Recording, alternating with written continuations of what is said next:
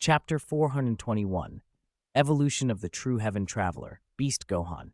All right then, Shenron. My first wish is to strengthen my ability to travel between worlds. Raise it as much as you can, Axis said. This was the most important wish for now. His world-traveling ability had already been improved once by the Earth Shenron, allowing him to return to the Warhammer universe at will, but to go further, he needed a far more powerful Shenron. Great Creator, I can increase this power for you, the Golden Pangu Shenron replied. This ability can grow on its own. The more worlds you traverse, the stronger it becomes. I can enhance it now so you can travel to another world and record the coordinates of two worlds, allowing back and forth travel. However, after each traversal, there will be a 1-year cooldown. Axis nodded.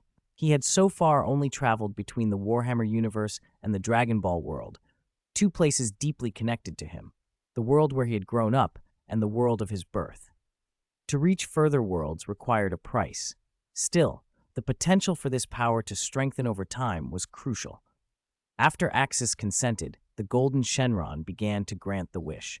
Axis felt the strange spatial power inside him rise again, this time a far greater increase than what Earth Shenron had given, a growth more than 10 times greater.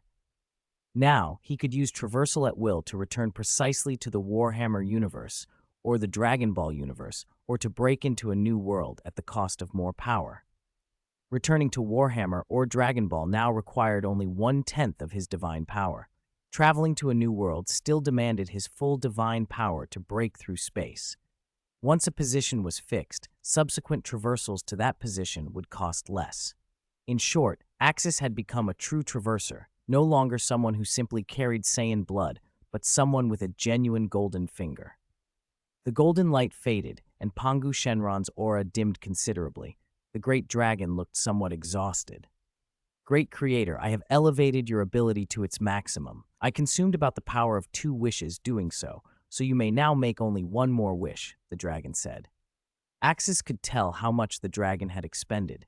If another wishmaker had made the same request, it might have counted as 3 wishes. He nodded. His remaining wish was simple. Shenron, my final wish, grant me Majin Buu's magical abilities. There was no need to explain how broken Majin Buu's magic was, transforming people into candy, healing at will, restoring someone split into pieces. Whether white or black magic, Majin Buu was one of the most powerful magic users in the Dragon Ball world.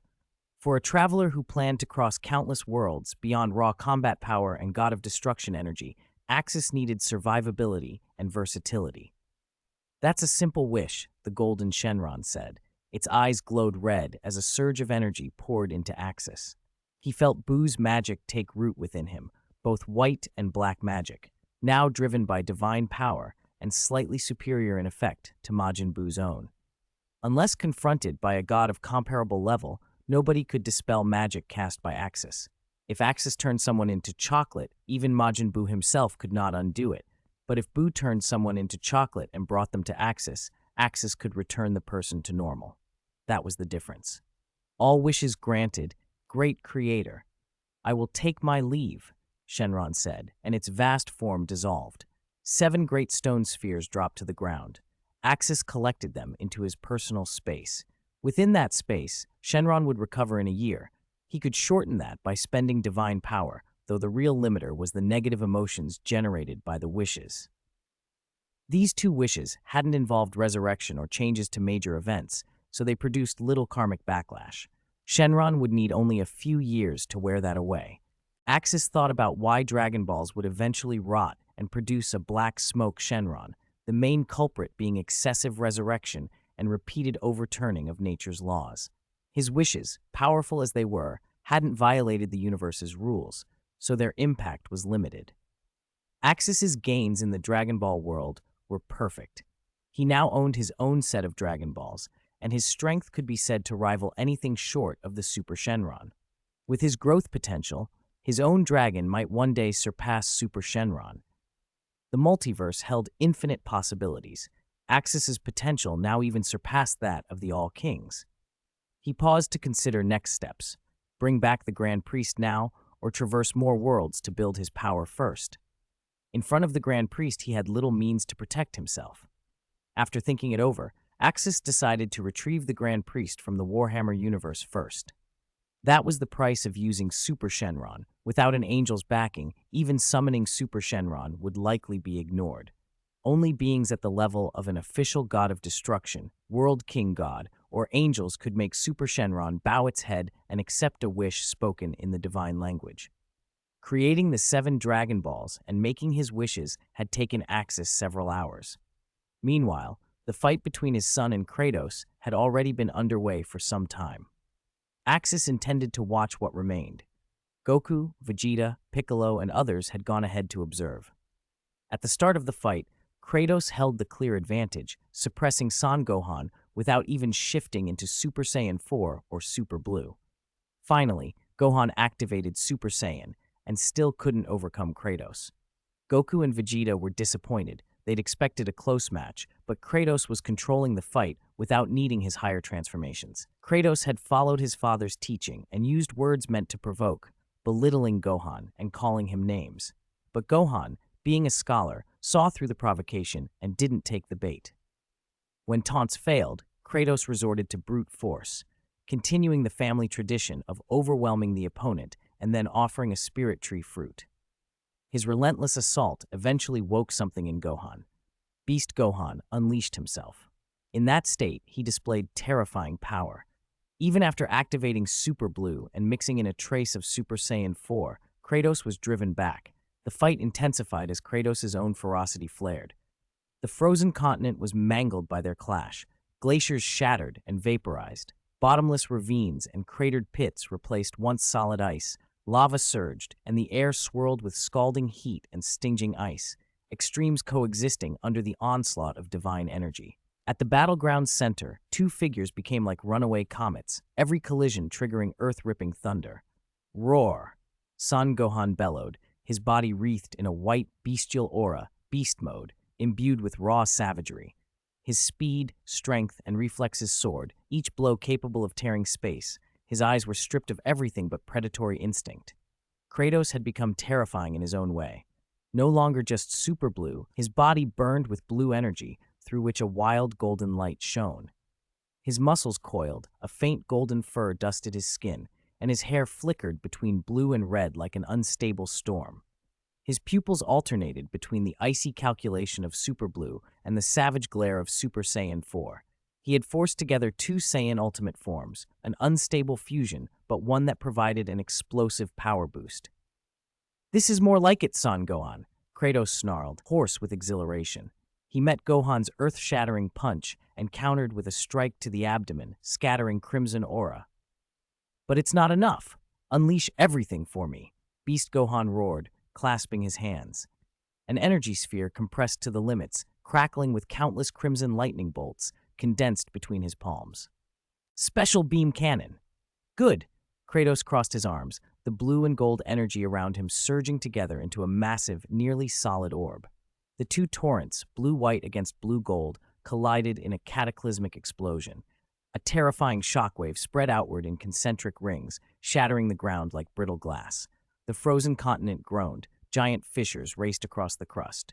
Goku, Vegeta, and the others watching scrambled to unleash their full power to form shields against the destructive aftershocks. At the collision's core, the compressed energy erupted with a deafening roar. The 2 fighters were hurled backward like they'd been struck by a mountain. They spat blood and crashed into the depths of the remaining glaciers, carving 2 vast impact craters. Smoke and energy storm residue filled the air until the fury ebbed. The battlefield fell silent. There had been no clear victor, only mutual devastation. Gohan's beast form had exceeded Kratos' expectations. Was this the Nobita Gohan his father had mentioned? This kid truly fought like a beast, far more ferocious than his father. Goku watched, equal parts shocked and relieved. Gohan and Kratos, they're both reckless. That last attack, this was insane, but exhilarating, he muttered. Gohan had finally found a worthy opponent, one who might push him to grow, just as Vegeta and Goku hoped. Kakarot, you see that? This is power forced out. That kid's beast form is something else, Vegeta said. Kratos and Gohan were still conscious in the crater, but unable to rise. Kratos coughed and wiped the blood from his mouth. "I underestimated you, Nobita Gohan. You're stronger than I thought. I believed the fusion of Super Saiyan 4 and Super Blue would crush you. Your beast mode is unreasonable, but exhilarating." Gohan turned his head, offended. "My name is Son Gohan, not Nobita Gohan. Don't give me random nicknames." He hadn't intended to fully unleash himself. This wasn't a life-or-death clash, but Kratos' constant provocation, calling him Nobita Gohan as an insult implying weakness, had pushed him. It grated on him. Kratos laughed softly and then, in an unexpected confession, said, "Let me tell you something. I once ruled a galactic empire, countless planets under my command. From that, I learned something. So-called scholars are useless. They're puppets of politicians, like experts and academics who must always obey orders. They'll call black white if commanded. Politicians, in my eyes, are like ants. I can have them killed whenever I want." "I know," Gohan replied, smiling. "I understand how society works. I'm different from my father. Honestly, even though I'm half Saiyan, I don't like fighting. I never did. I'd rather be with my family, work a little, and live a peaceful life." As clever as he was, Gohan knew that with enough power, he could take everything, rule planets, but he didn't want that. Power for him was to protect what mattered, not to conquer. Kratos coughed again and took out the spirit tree fruit his father had given him. He offered one to Gohan and put the other in his own mouth. "If you'd been born in my world and experienced our darkness, you wouldn't be so complacent. Humanity here had to fight to survive. My father and I almost gave everything to carve out a place for them. If not for us, things would have gone even bleaker." Gohan accepted the fruit. "Occasional fights aren't bad," he admitted. "There are dangers in this world. I need power to protect my family. If you ever want another spar, I'll come find you, and if you have time, I'll take you to my universe. Once you see the darkness there, you may change your mind about some things," Kratos said. "If you need help, just ask," Gohan replied. "That won't be necessary. These are matters of my universe. We will handle them," Axis said, appearing beside them. He had already returned with Vegeta, Son Goku, and Piccolo. The Warhammer universe, Axis added, was already much improved compared to before his traversal. Chapter 422, returning to the Warhammer universe for the first time to meet the High Priest. The battle had been truly exhilarating. Son Gohan, in his beast form, had gone toe-to-toe with Kratos, while Axis watched from the sidelines, carefully gauging both fighters' strength. "A spectacular fight, Gohan. You found yourself at last," Piccolo said approvingly, giving a rare thumbs up as Gohan's adoptive father. "Father, Gohan is insanely strong. Really, incredibly strong," Kratos said as he stretched and stood. After consuming the spirit tree fruit, his stamina and injuries had fully healed. The fruit's restorative power had even surpassed that of senzu beans. Gohan felt the same. He'd recovered and gained a brand new transformation. Axis nodded, satisfied. No one disputed that Gohan had been weak before. He'd simply neglected training. If he'd trained properly, Jiren might have had to kneel. "Uncle Axis, thank you. Thank you for letting Kratos fight me. It helped me unlock new power," Gohan said sincerely. The battle had given him a new transformation, power to protect his family and Earth. Frieza's invasion and the inter-universal tournament had shown him how vulnerable Earth could be. With beast mode activated, Gohan now surpassed even his father, Son Goku. He had once again overtaken him. Axis's gaze swept over the gathered fighters and settled on his son. "Well done, Kratos. Gohan, you proved your potential. Beast form is very interesting." Beast form had eclipsed Super Saiyan Blue and Super Saiyan 4. Official estimates put it on par with Ultra Instinct, proof of how formidable Gohan had become. It wasn't a god form or a Super Saiyan evolution. It was a power Gohan had cultivated himself. "That's enough for now. You both need time to assimilate what you've gained, especially you, Kratos. Forcibly fusing forms has costs and risks. You haven't fully mastered it yet. As for Gohan, after you return, let your father help you practice your beast form. He has the most experience with transformations," Axis advised. "Leave it to me. I'll make sure Gohan masters this power. After you've rested, let's spar. I can't wait." Goku said enthusiastically. Gohan sighed but nodded.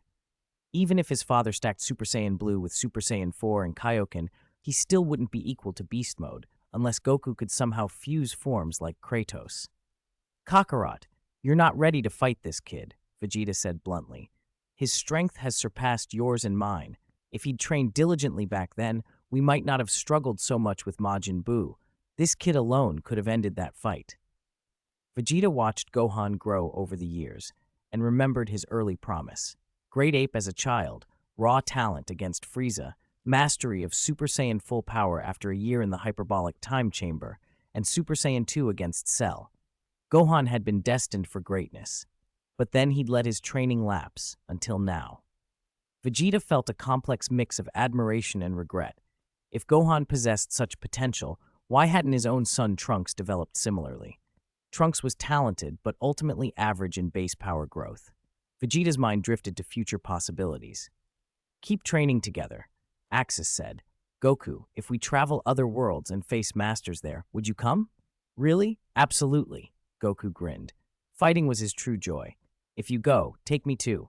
I'm not that far behind Kakarot, Vegeta added. No problem. Both of you are top tier in many worlds. I'll pick suitable ones, Axis replied.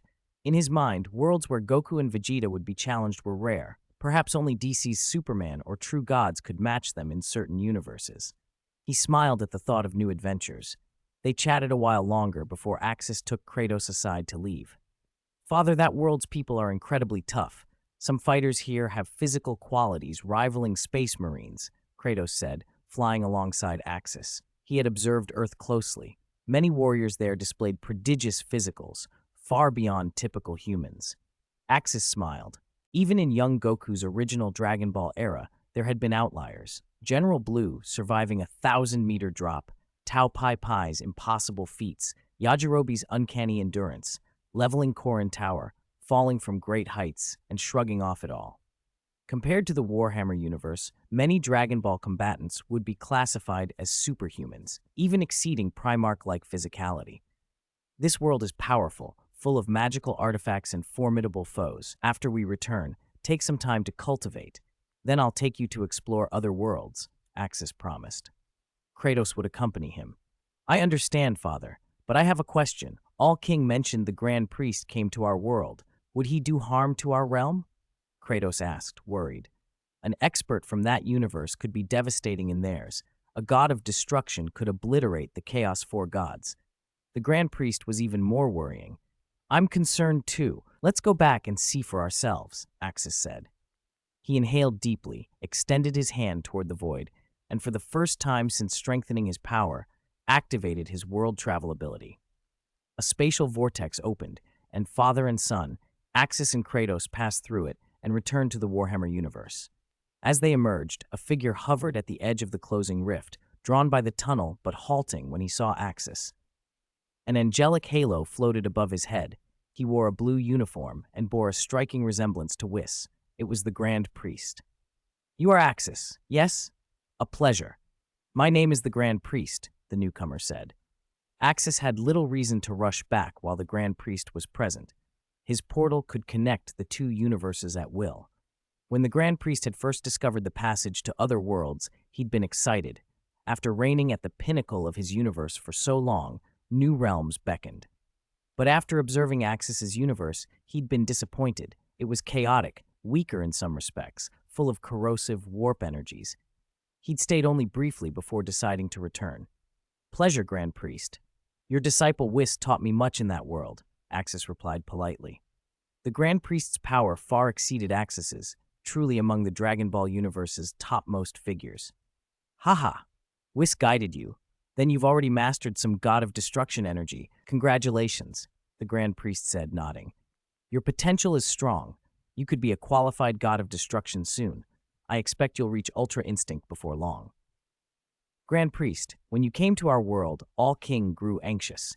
He even asked me to use the Super Dragon Balls to enhance my world travel ability to bring you back, Axis said.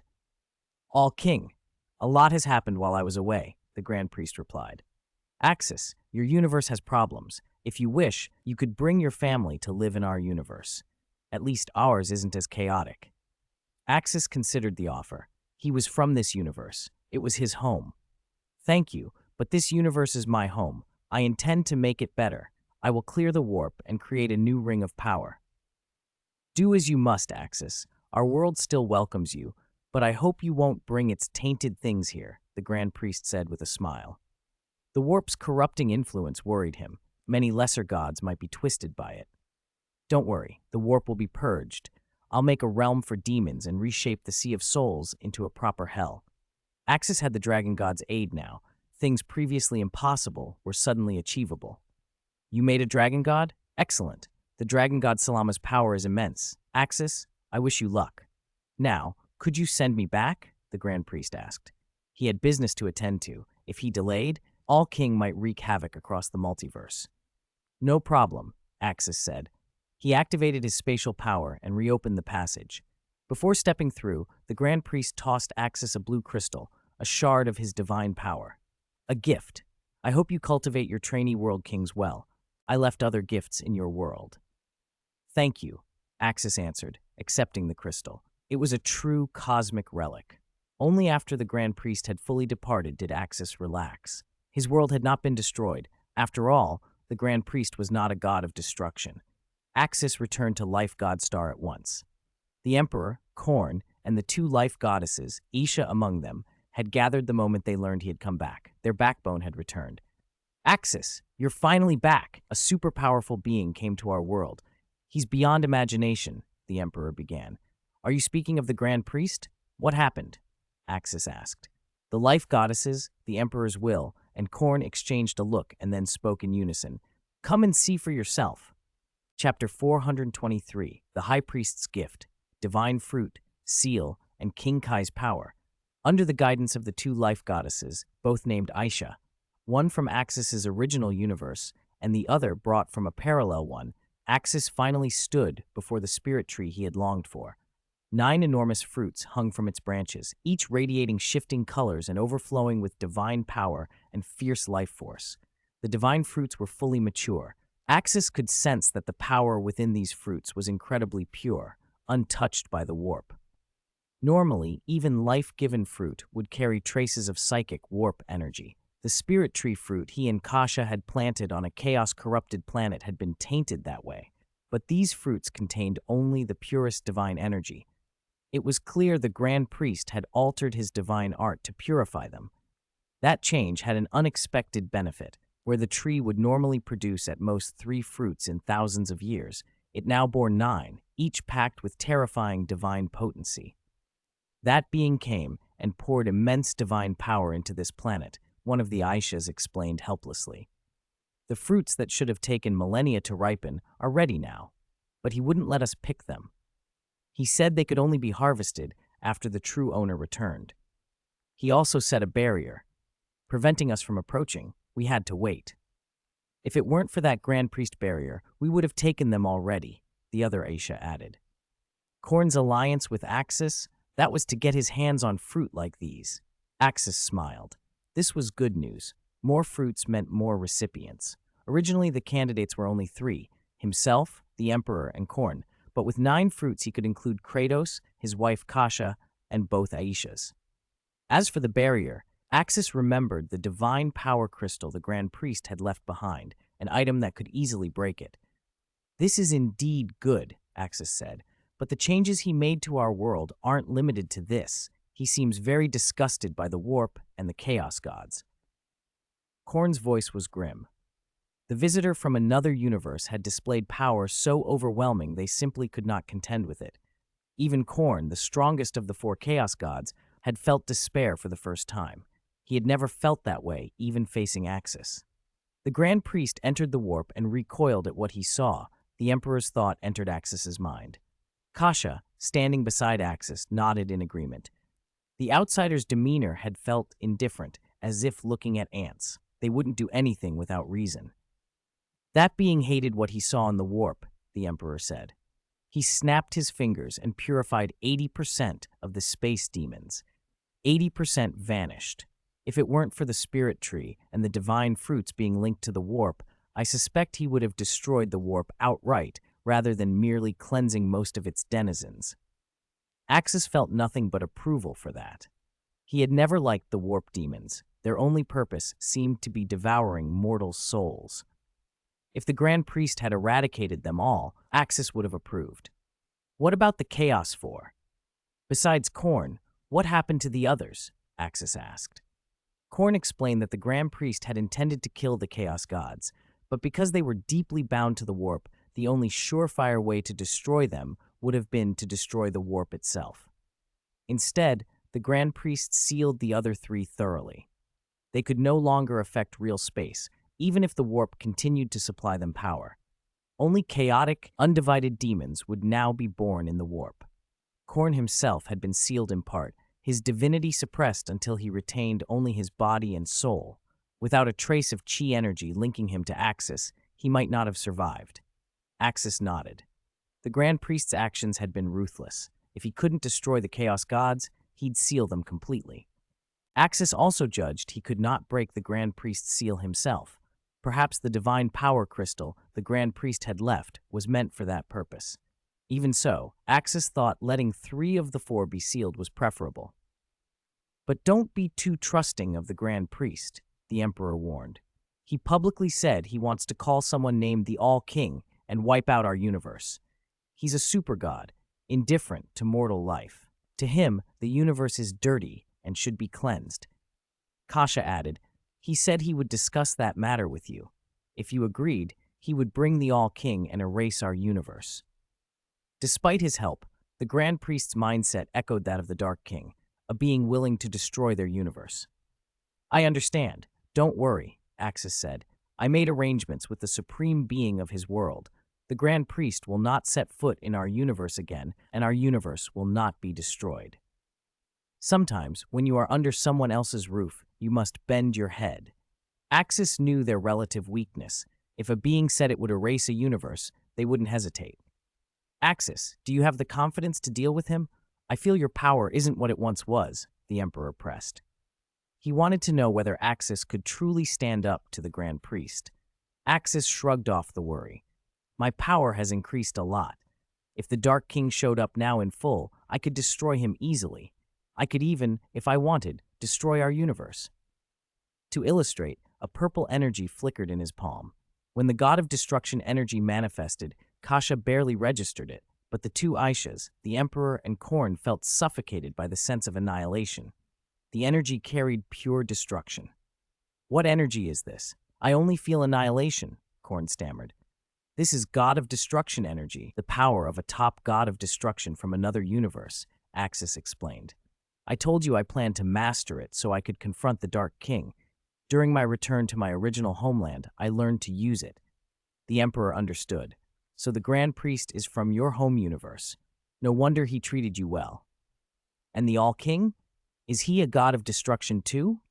He wanted to bring the All-King to erase us. That sounds like destruction, the first Aisha asked.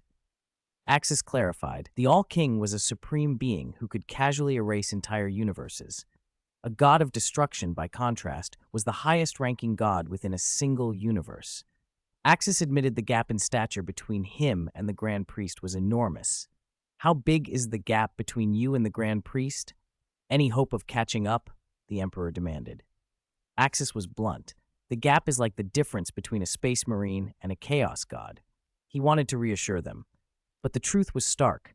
The Grand Priest's son, Whis, could produce gods of destruction at will, and those gods were insignificant in the face of angels.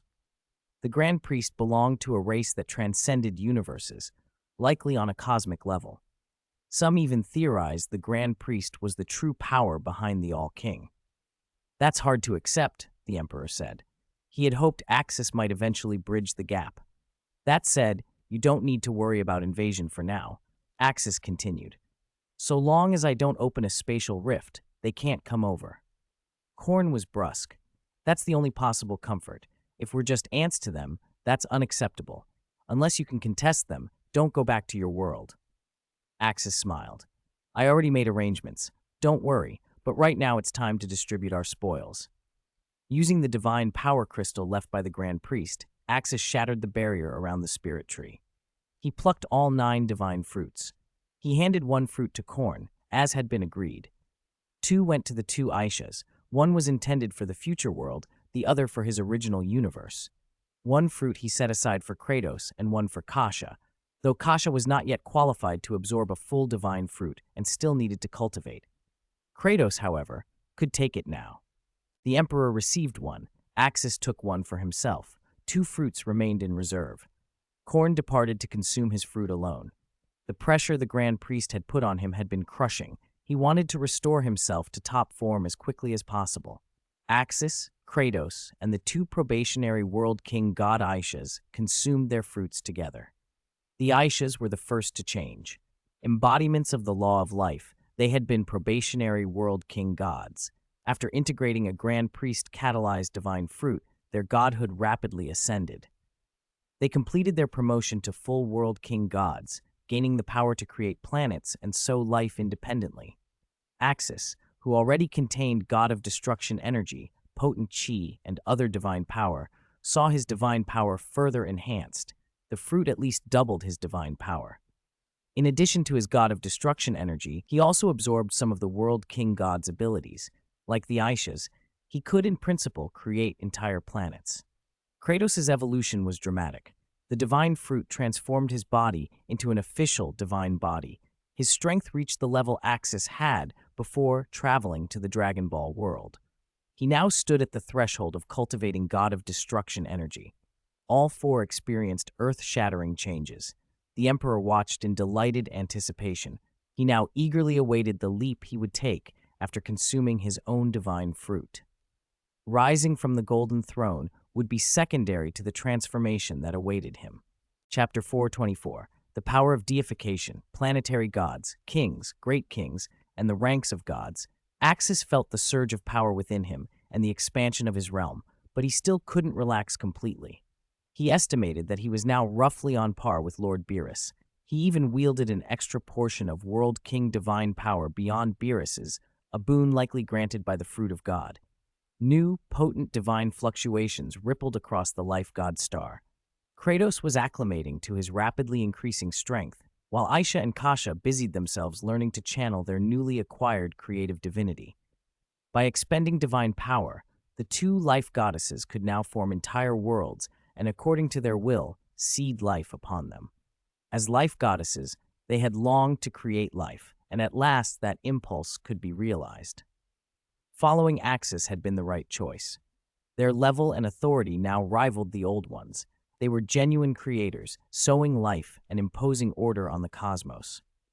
Having become true World King gods, they had also unlocked an ability, deification. They could consecrate certain life forms on a planet to become planet gods, beings capable of commanding that entire world. They could also institute 5 World Kings within a galaxy, the East, West, South, and North World Kings, and 1 Great or Central World King, by apportioning a portion of their divine power. That sacrifice was temporary. The divine share recovered quickly. The 2 goddesses exchanged a look and then turned to Axis. Whether by intuition or reality, their bond with Axis had deepened since becoming World King gods. It was no longer a father-daughter affection, but a life-based connection. World King gods and gods of destruction were symbiotic by nature. In this universe, however, that relationship did not entail the fatal bindings of some other cosmologies. A World King god would not automatically die if its paired god of destruction fell, and vice versa. Lord Axis, we don't entirely understand this, but our connection to you feels even closer. Though not in the same way it used to, Aisha said. You should feel close, Axis replied, looking at them. Gods of destruction and World King gods are symbiotic. Technically, they're gods of the same rank, though gods of destruction excel in combat. World King gods, meanwhile, command far greater creative power and administrative authority. In truth, aside from raw destructive might, gods of destruction lacked much of what World King gods possessed. World King gods could consecrate all the gods within a universe and manage its entirety. Gods of destruction had only one charge: destruction. Aisha and I have discovered something strange, Kasha said. We can consecrate ordinary life as gods. It costs power, but it's possible. There are even gods who rule over death. That's not a mistake, Axis said with a smile. The World King God is the highest-ranking god in a universe. To govern a universe, you must have the authority to consecrate gods. You can pick suitable planets and appoint a planet god to rule them, but the prerequisite is that the planet must be yours, created by you with divine power, or you must imprint an existing life world with your divine mark. This differed from the Dragon Ball world's traditions. In that cosmology, World King gods or their predecessors had formed all the planets. In the Warhammer universe, worlds had formed naturally. To appoint a true planet god here, the World King gods would have to fashion the world themselves or transform a life-bearing planet with their own divinity. Really? Kasha moved closer, eyes wide. Create a planet and appoint a god for it? How powerful would such a god be? The Warhammer gods were typically faith-made, subspace entities without physical forms, except for rare constructs like the gene seed Primarchs. Axis nodded. The gods of the Dragon Ball cosmology are formidable. Beyond planet-level gods, you can consecrate underworld rulers, King Yama, for example, if you create a suitable underworld. I already have a candidate. The warp is an ideal raw material. Aren't they like the Eldar's death god? Aisha asked. No, the gods you consecrate won't be subspace spirits, but elevated native beings. They won't be truly immortal. Take a planet-level deity. You might consecrate an indigenous individual or a worthy transplant from another world. When that god reaches the end of their life, they can pass their godhood and office to a chosen successor, Axis explained. Consecration was complex, but once complete, the new god could appoint successors. Usually, the World King god delegated these details to lesser World Kings. The consecration will boost a native's life level by dozens of times, physically comparable to a gene seed Primarch, Kasha muttered, unable to stop a wry twitch at the comparison. Her father's masterpiece had become a unit of measurement. They will gain a degree of divine power, Axis continued. How strong they become depends on their cultivation. With enough effort, they could surpass a gene seed Primarch. They might also remain weaker. Deification grants great potential, but it doesn't automatically make someone an immortal. That's still terrifying, the Emperor said over the link. One galaxy contains millions of planets. If each produced a god, that'd be countless beings with Primarch-level bodies, and some of them would wield divine might. Axis shrugged. The Dragon Ball world is full of oddities. There are entities there that could instantly fell a gene seed Primarch if they used their ki. I dueled the Wolf King in my youth. As an adult, I can take down Primarchs easily. The gene seed Primarchs have been upgraded, the Emperor said. They're ascended, true gods. They shouldn't be inferior to these planet gods. At least they should rank around a World King. We've also learned that the birth of World Kings follows a specific pattern, Axis said. World Kings originate on a core world, a giant planet like the World King planet. A massive world tree there bears fruits. Regular fruits produce ordinary World Kings. Rare golden fruits yield candidates for World King gods. The core world's inhabitants, core people, make up about 80% of its population. They have no gender distinctions, live around 75,000 years, and are educated in school-like cities. When a World King dies, a core person is selected to replace them. Evil-aligned core people sometimes join the Demon World King, becoming Demon World Kings or World King gods of the Demon Realm. Axis relayed the insights they had gained from the Great Demon. The Emperor considered this. So then we can't formally appoint World Kings or Great World Kings here, unless we recreate the system, the Emperor said. That's the Dragon Ball law, yes, Axis replied. But in our universe, the emergence of World King gods came through me, the Life Goddess's power, some assistance from the Grand Priest, and the Fruit of God. We can set up World Kings and Great World Kings by creating the necessary conditions. The Great World King can also oversee a galaxy's underworld. Axis pointed out that for mighty beings, death and life were not rigid boundaries. When the North World King god was accidentally killed by Goku's rampage in his world, he simply reappeared with an angelic halo, only a minor effect. Here, if the two new World King gods wished it, they could establish World Kings and Great World Kings by distributing swathes of their divine power. In time, Axis himself, now wielding some World King authority, could create World Kings if his strength continued to grow. Also, Axis added, Aisha, Kasha, you can appoint apprentices. If you ever choose to retire, you can pass on your office. The two life goddesses shared a look and then regarded Axis with incredulous faces. Who would relinquish such supreme authority? They were rulers of universes. Few would give that up willingly. Unless faced by a stronger will, they intended to remain World King gods indefinitely. That stronger will, Axis thought, might even be himself. Lord Axis, we will gladly be World King gods, the two said almost at the same time. We'll spread life and bring order to this universe. You will be World King Gods, Axis reassured them. There are 5 World King God positions in a galaxy: East, West, North, South, and a great World King God in the center. You two already occupy 2 of them. Axis had plans. The Emperor would take one position, Kasha would take another. As for the remaining slot, Axis would decide later. Kratos would travel with him and could inherit the God of Destruction role, so he didn't need to follow the World King path. Whether Kong Lao, whose body was cultivated and who had consumed a fruit of God, could become a World King God remained uncertain. Among the 5 World King Gods, only the great World King God was bound to the God of Destruction. If the others died, the last remaining World King God would become bound to the God of Destruction. That's good, the Emperor said. Having East, West, North, South, and the central World King God ensures checks and balances. Power won't be concentrated in one hand. Father-in-law is right, Axis agreed. I'll split the World King God power into 5. In addition to those, I plan to create 2 realms, a demon world and an underworld. Each will need a World King God to oversee it, the World King God of the demon world and the World King God of the underworld.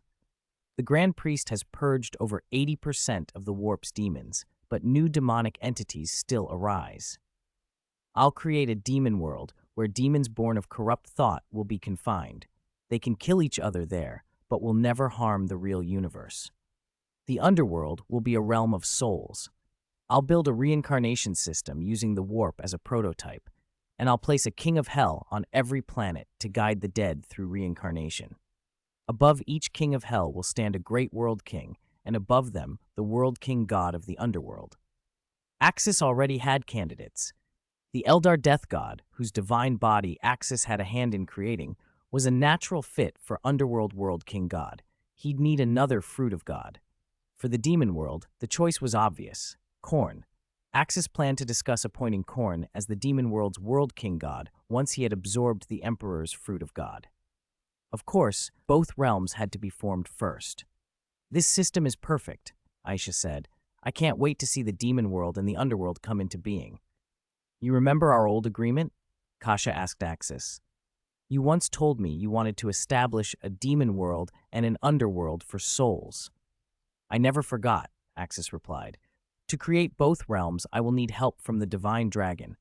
The demon world and the underworld will both be born from the warp. I plan to separate the warp's materiality from its void essence. Souls will inhabit the underworld. Demons will be banished to the demon world. The Emperor's concern remained practical. How would people navigate the warp afterward? What if mortals accidentally intruded into the underworld? Axis had anticipated that. He had already brought black technologies from the Dragon Ball world, including interstellar communication and, crucially, the space jump technique, a method to jump from one galaxy to another without regard to distance. World King Gods could also move freely across the universe by divine means. In short, travel and jurisdiction were solvable. So our universe will finally move toward order, the Emperor said, voice shaking with excitement. You are its true savior. Bring my fruit of God to the golden throne. I want to watch you build the demon world and the underworld with my own eyes. I understand. Axis bowed, took the Emperor's fruit of God, and set off for Holy Terra. A flash of light and shadow later, he arrived. Captain General Valdor stood waiting, and the Emperor sat upon the golden throne. The Adeptus Custodes Captain General had stood for 1,000 years without replacement. He had not vanished as in other timelines. Lord Axis, please follow me. The Emperor has waited long, Valdor said. Axis nodded and followed the Captain General to the golden throne. The Emperor looked at him with bright, barely contained anticipation. I can't wait, Axis, he said. After 1,000 years of recuperation, his complexion was surprisingly good, though he remained bound to the golden throne. Chapter 425, Grand Kai, Emperor, Creation and Order of the Universe. Father-in-law, the fruit of God. Axis said nothing more, gently raising the golden fruit and presenting it to the human emperor. The human emperor nodded. He had waited for this fruit for over 500 years. He had sat on the golden throne for half a millennium. Now, at last, he could rise. Unlike his counterpart in another world, who had sat on his throne for 10,000 years and had his body and mind seized by the Dark King, this moment would be different. When the golden fruit, saturated with vast divine life energy and catalyzed by the Grand Priest's power, touched the human emperor's lips, time itself seemed to pause. The flesh dissolved into light. The pulp became a stream of pure creation that surged into his body and soul without a single chew. The entire Holy Terra, no, the space of the whole solar system, emitted a low, strained groan. The golden throne erupted in unprecedented, brilliant gold. That light no longer merely symbolized will and psychic force. It carried a new, sacred pressure of life and creation. The human emperor's transformation had begun. Golden light, almost tangible, wrapped him. All the Adeptus Custodes present, including Captain General Valdor, dropped to their knees to witness the metamorphosis of the Lord of Mankind. Axis watched like a torch in the dark.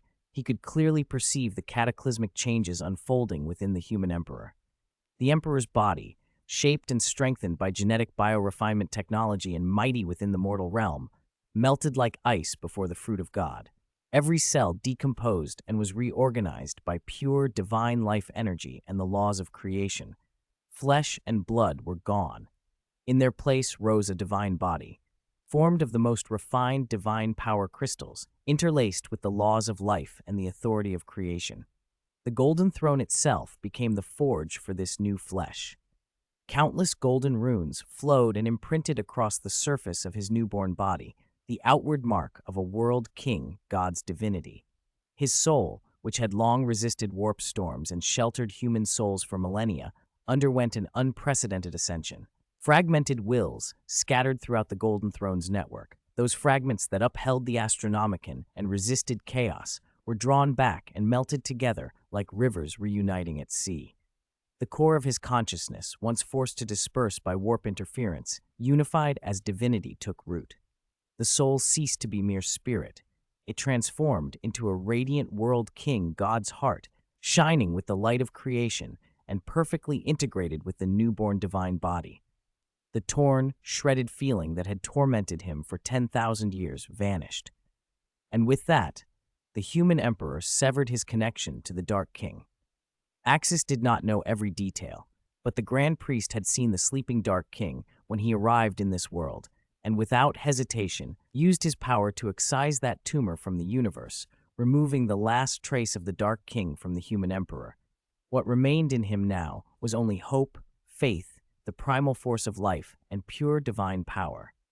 As the divine body and soul completed their fusion, the divinity of the great world King God roared awake. The human emperor's perception shattered the Golden Throne's old restraints and the shackles of the physical cosmos. He perceived the creative lights of the two newly appointed world king gods on the life god star. He heard the wails of the last demons in the warp beneath the nascent concept of the demon realm and felt the life pulses of countless planets across the material universe. Instinctively imprinted in the depths of his soul was the authority to create life, shape stars, grant divine office, and maintain universal order and balance. This power was vast and gentle, nothing like his old method of brute will and psychic domination. It was a higher dimensional force, the authority of a cosmic administrator. The Golden Throne's hum reached its climax. That ancient device that had bound him for 500 years released one final mournful cry as the human emperor's newborn divine might washed over it. The old technology and psychic runes that constructed the throne disintegrated and reshaped like sandcastles under a tidal flood of divinity. It ceased to be an instrument of torture and became a pure divine throne, a symbol of the great world king God's authority. No longer a shackle, it became his power. The golden light softened and receded. It was no longer blinding, but warm and vast. The figure on the throne had changed completely. The human emperor's body returned to a normal human height, about 2 meters, and he opened his eyes. Those eyes, once full of endless wisdom, battle-worn experience, and iron will, were now as deep as the cosmos itself. Within his golden pupils, galaxies seemed to be born and extinguished. Scenes of life's genesis and civilization's rise and fall flowed without end. His majesty remained. He raised a hand, spread 5 fingers. Without psychic exertion, merely a thought, he called a speck of light into being above his palm. It expanded and spun, Dust, nebulas, magma, oceans, continents, an entire planetary embryo, compact and structurally complete, bloomed and evolved in his hand. This was the World King God's power to create a planet. If he wished, he could now create a world and, with divine force, evolve mortal life into a planetary god. Welcome back, Neos. Axis smiled, and the human emperor inclined his head in acknowledgement. He felt the life pulse of the star in his hand, the immense divine power different from anything he had known, and a soul that at last felt complete and free. He stood, movements smooth and natural. The golden throne was no longer a prison but an artifact aligned with his will. He met Axis's smile and spoke with the echo of a universe's beginning, gentle and infinitely powerful. The miniature planet he had formed was sent on its way to join a solar system, to be discovered by humanity in some future age. "Thank you, Axis," he said. "I never imagined I would become this. My destiny has been altered. I thought I would sit on this throne until the end of time, but you changed everything. I only sat here for 500 years, and you made me stand again." Emotion filled the Lord of Mankind. When he first took the throne, escape had seemed impossible. Axis had given him hope, but that hope had felt like finding a needle in a haystack. Then the Grand Priest arrived and used his divine power to bring forth the fruit of God early. The appearance of the two life goddesses completed the world tree. The effect of a single fruit of God had been extraordinary. It allowed him to merge divine soul and body, to become a god with a physical form, and to claim the creative power he had long desired. Now his power would be filled with life and creation, with infinite possibility. During the transformation, he had discovered another miracle. The Dark King, the one who had truly created him, was gone. Previously, the Dark King had been grievously wounded by Axis and lay sleeping, barely able to influence him. The Grand Priest's arrival had eradicated that malignance entirely. "Indeed, the Dark King is gone," Axis said with a smile. "To be honest, the Grand Priest did a good thing when he came to our world." With that, the Level 4 universe was now secure. Axis had no intention of pursuing the Dark King in the other universe. There was no gain to be had, and he could not affect this side. "Axis, I feel it." The human emperor paused. His gaze swept over Captain General Valdor, so overwhelmed he was nearly prostrate, pierced the dome of the Terra Palace to see the whole galaxy, and even reached deeper to the microcosm of the universe itself. "I feel life. I feel creation. I feel a new order for this universe." He clenched his hand, and the miniature planet dissolved into specks of starlight that merged into him. "Now it is time to fulfill the duty of the World King God. Axis, let us begin. Create the demon realm and the underworld for this universe. Let chaos be returned to order, and let souls return to reincarnation." At that moment, the human emperor, the World King God Nios, stepped down from the golden throne. The Imperium's darkest chains were broken. With the birth of the World King God, a new era of divine order truly began, and the blueprint he and Axis had planned would reshape the future of the Warhammer universe. On Holy Terra, the Gene Seed Primarchs had felt the Emperor's awakening and gathered. Axis had upgraded these Primarchs with Spirit Tree fruit, elevating them to warp entity subgods. They perceived the Emperor's transformation more keenly than mortals could. Some showed joy, others concern. The imperial truth the Emperor had once enforced now sounded hollow. "Congratulations, father-in-law. Humanity will enter a new chapter. My children, I will step down as the human emperor. From this day forward, I am no longer the human emperor. I am World King God Neos." He looked across the gathered Primarchs and spoke slowly. Now that he had the authority of a World King God, his mission had shifted to create planets, to seed life, and to uphold cosmic order. "Father-in-law, what do you mean? Why? Will you no longer lead humanity?" Magnus demanded. "You've just awakened. You should return to the Imperium, to your people, and continue to lead us in the Great Crusade so humanity's glory spreads across the galaxy," Guilliman urged. "Great Father, please reconsider." Several Primarchs knelt and pleaded. "I am not unwilling to protect humanity," Neos replied, "but I have more important work now. Humanity can be led by you." Having ascended, the ancient mental imprint left by human shamans, the compulsion to forever protect mankind, had faded. He still loved his race deeply and would continue to protect it, but his scope had widened beyond that single imperative. If humanity remained forever under his personal guardianship, they would never themselves ascend to godhood.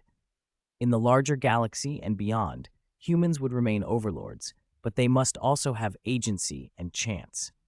The Primarchs were stunned. They had expected that, once released from the throne and empowered, the human emperor would launch a new great crusade and set the Imperium's war machine in motion. Instead, their lord chose a different path. "Do you mean we, as Geneseed Primarchs, should retire?" asked Rogel Dorn. That prospect was terrifying. Who would lead the offense if the emperor would not? "I do not wish you to retire," Nios answered. "You are the protectors of our species. Humanity will expand beyond the galaxy. You must guide them. You do not understand, my children. Beyond our galaxy, things are broken by the war in heaven. What I must do now is repair the universe, create more life planets, more galaxies. The observable universe may stretch 930 billion light-years, but reality is vaster, and our Milky Way is only 100,000 light-years across. Our universe lies shattered, fragmented by some force. The galaxy has become a breeding ground of chaos. Axis and I will clear it. You will become guardian gods of humanity. If you still wish to wage a great crusade, I will not forbid it. I will allocate 10 million light-years within the galaxy to humanity. You may crusade for tens of thousands of years without interference." His plan was audacious. The first tasks were to establish an underworld and a demon realm, and then to repair the broken universe, a project that might take hundreds of millions of years. Yet he would not abandon humanity. Though he would no longer micromanage them, he would lift them to become the true overlords of the universe, not merely the galaxy. Axis had proposed a system of ascension. Powerful humans could become planetary gods through cultivation and trial. Multiple gods might preside over a single world. One could be a primeval deity establishing a pantheon. Humans could be planet gods, universe gods, even trainee world king gods. The Primarchs themselves could become world kings to govern whole galaxies. Even as humanity spread, they could govern what they conquered. "We obey your command, Lord of Mankind," the Primarchs said in unison, kneeling. In the months that followed, the Imperium celebrated the Emperor's return. Though he had relinquished the title of Lord of Mankind, he had not forsaken his people. The Primarchs would lead humanity into a new era. On Holy Terra, the newly born world king god Neos stood shoulder to shoulder with Axis, who wielded the power of the god of destruction. Together, they pierced the veil of the physical universe to look upon the warp, recently cleansed by the Grand Priest, yet still chaotic, defiled, and fundamentally unstable. Their first step was to divide the warp into two realms. "The warp is the source of defilement, the breeding ground of chaos," Neos said in a voice that carried the sweep of a world king god, tempered by a creator's scrutiny and compassion. "After those four disappeared, it's improved, but it remains corrupted. Demons must be reshaped, not simply annihilated.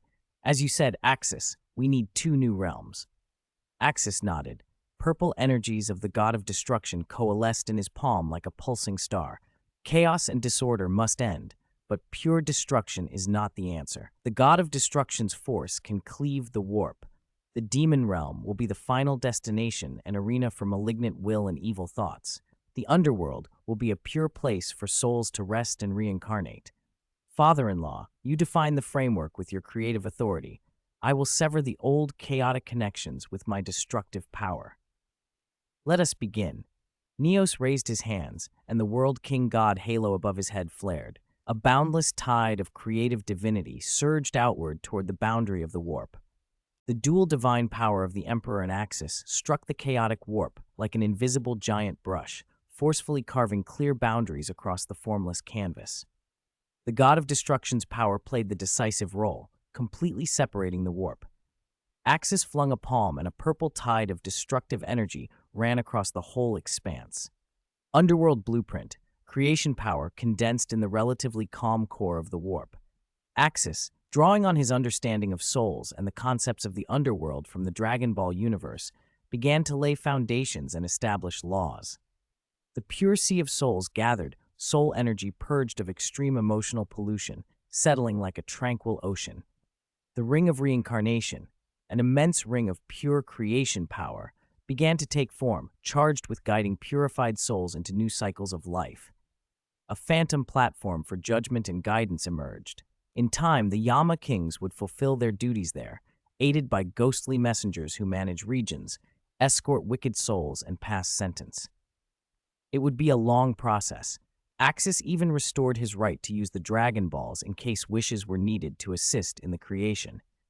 He had underestimated the work, and yet the task proved easier than he expected. The warp already contained a sea of souls. He was not creating everything from nothing, only clearing away the pollution that had turned it into a nursery for foul demons. Law Imprint, Axis's divine thought, inscribed a cosmic decree at the heart of the nascent realm. This is the destination of souls. Malice may not breed here, reality may not intrude, order is supreme, and reincarnation is eternal.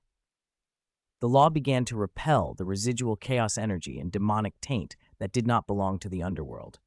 Demon Realm Blueprint, along the chaotic, turbulent fringes of the warp, where slaughter, lust, and perverse mutations frothed, Axis shaped a very different framework. Endless plains, a vast continent of solidified dark red energy, its surface broken by twisted peaks and forests. Though called the Demon Realm, Axis fashioned it as a physical world divided into regions where abyssal daemons would be born and warred. Unlike the demon races of the Dragon Ball world, which resemble alien species, the Warhammer daemons were closer to the abyss daemons of fantasy, born of emotion and violence rather than biology. To make the realm fit, Axis even sought Khorne's aid. While the demon realm took form, Khorne poured part of his power into its creation. What a terrifying design, Axis. I didn't expect you to split the warp and make the abyss daemons physical, Khorne said, admiration and a touch of bewilderment in his voice.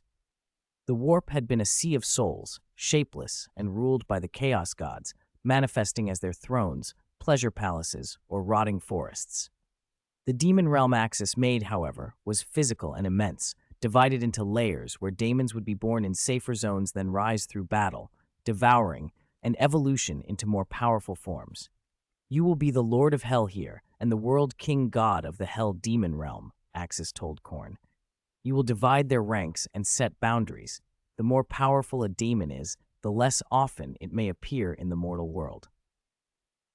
Axis purposely did not close the door entirely. Balance required that destruction be possible. When life flourished to the point of upsetting cosmic equilibrium, the god of destruction would be needed to prune civilizations. Axis alone controlled that power now. Kratos might master it later, but two mortals could not be everywhere. And where there is good, there must be evil, and all good universe destroyed itself faster. Axis had learned this from Whis and the ancients. I understand. I will manage Hell, but I prefer the title Lord of Hell, Khorne said. He resented that his former collaborator had become his superior, an uncomfortable truth, but the result pleased him. Axis smiled. Suit yourself. If you perform, I may one day teach you the god of destruction's power. Khorne's eyes flashed at the thought. He knew its might. Axis had shown it by tearing the warp in two. The god of destruction's contribution was the true rending, the Emperor's role one of balance. Khorne mused aloud that, as Lord of Hell, he was fit to wield such power to lead the demon realm's part in cosmic balance. Axis said nothing. Creating a second chaos god in the same domain was dangerous. For now, Axis had other priorities: complete the underworld and the demon realm. With the Emperor, Khorne, and the two life goddesses aiding him, Axis continued. Furnace of wickedness, a vortex of malice, envy, greed, and other negative emotions became the source of new daemon births. Iron Law of the Jungle. Here, slaughter is existence, power is truth, conquest eternal, and the barrier of reality must not be lightly crossed, was carved brutally into every corner. This law encouraged endless internal strife while forming a quarantine wall against the real universe. Any daemon attempting to break through would suffer law-driven backlash and weakening, unless the demon realm needed to harvest its forces to annihilate a fallen planet. Axis left a sliver of freedom. Talented psychers might someday open tiny passages, and such variability kept the universe interesting. Axis intended his world to be rich with drama, not sterile perfection. Step 2. Tearing Chaos. Reshaping foundations. As the Emperor's creation power defined and stabilized the embryonic frameworks, the old warp's chaotic essence struck back. Remaining daemons roared. The sealed wills of the chaos gods still emitted polluting fluctuations. Chaotic tides surged to tear the newborn structures apart. Humph, a death struggle. Axis's eyes flared purple. He stepped forward, and his figure swelled in scale, matching the warp itself. "Destroy!" he roared. God of Destruction energy condensed in his palms and shot out like two purple torrents, slamming into the boundary between the underworld and the demon realm the Emperor had drawn. This was not a physical cut, but annihilation on a conceptual level. Where the God of Destruction passed, the adhesion between the old warp's chaos and the new framework dissolved. Tentacles of corruption and demonic blotches that had clung to the nascent structure melted under the purple light as if ice in flame, screaming on a conceptual plane. Axis's strike was surgical. He severed the soul destination parts from the core chaotic essence, representing uncontrolled contamination of reality. Daemons that tried to breach the line were annihilated the instant they touched the God of Destruction energy, reduced to basic particles, then absorbed and transformed by the structures of the new realms. Once Axis finished his cutting, the Emperor poured in creation power again. In the underworld, creation fell like sweet dew on the Sea of Souls, stabilizing and expanding it. The Ring of Reincarnation glowed and began to rotate, drawing in unclaimed, purified soul fragments. The platform of judgment materialized, radiating impartial majesty. The underworld took on a calm silver-gray tone. Chaos was expelled. In the demon realm, the Emperor's intervention was more hands-off. He guided the malice and slaughter energy to integrate into the blood war planes and the furnace of wickedness. The land solidified, furnace flames intensified, and the abyssal aura thickened. The demon realm's laws activated, its internal structure forged to endure eternal warfare. At the same time, the Emperor and Axis reinforced barriers to the real universe with powerful repulsion and sealing restrictions. As the two realms stabilized and their laws asserted themselves, the remaining warp daemons experienced a terrifying change. Their perception of the real universe dimmed or was cut off entirely. The easy channels that had once let them slip into reality through powerful psychers or warp ships were gone. An irresistible force drew them into a new area where they felt as if they had gained real bodies, the demon realm. The laws of that realm tugged at them. They could smell the scent of slaughter on the blood war plains and the call of the furnace of wickedness. The demon realm became the only place they could survive and grow in power. The underworld, by contrast, emitted a purifying, repulsive force. Any daemon that neared its boundary felt power weaken and consciousness scrubbed, as if their evil essence was being stripped away to be hurled into the reincarnation they feared. Roar! Daemon armies, Khorne's bloodletters, Nurgle's plague-bearers, Slaanesh's daemonettes, Tzeentch's horrors, were swept up by an invisible tide. Drawn by the demon realm and repelled by the underworld, they were dragged, kicking and screaming, toward the new land of blood and fire. There they would find a strict, endless battleground, a daemon paradise where war and devouring defined existence, but penetration into the real universe was difficult. The demon realm's laws branded the migrated daemons with a deeper mark, severing their ties to the old chaos. Chaos daemons, as they had been known, were becoming a thing of the past. Abyssal daemons under Axis's laws would take their place. When the last trace of warp chaos had been divided, transformed, or absorbed, and the final daemons vanished into the vortex to the demon realm, the old warp itself disappeared. In its place stood two distinct realms, the underworld, serene, silver-gray, the Sea of Souls shimmering, the Ring of Reincarnation turning slowly, awaiting its administrators, and the demon realm, a dark red battlefield where sulfur steamed, the furnace never died, and countless daemons fought in endless cycles. Banished to the outside of the real universe, it became a vast, self-contained gladiatorial prison. Axis and the Emperor withdrew their power and hovered in the void, looking over the cosmic structure they had reshaped. The division of the warp and the birth of two new realms marked a milestone. The divine system era for the Warhammer universe had taken a crucial, concrete step. An age of order, creation, destruction, and reincarnation had been declared under Axis's influence.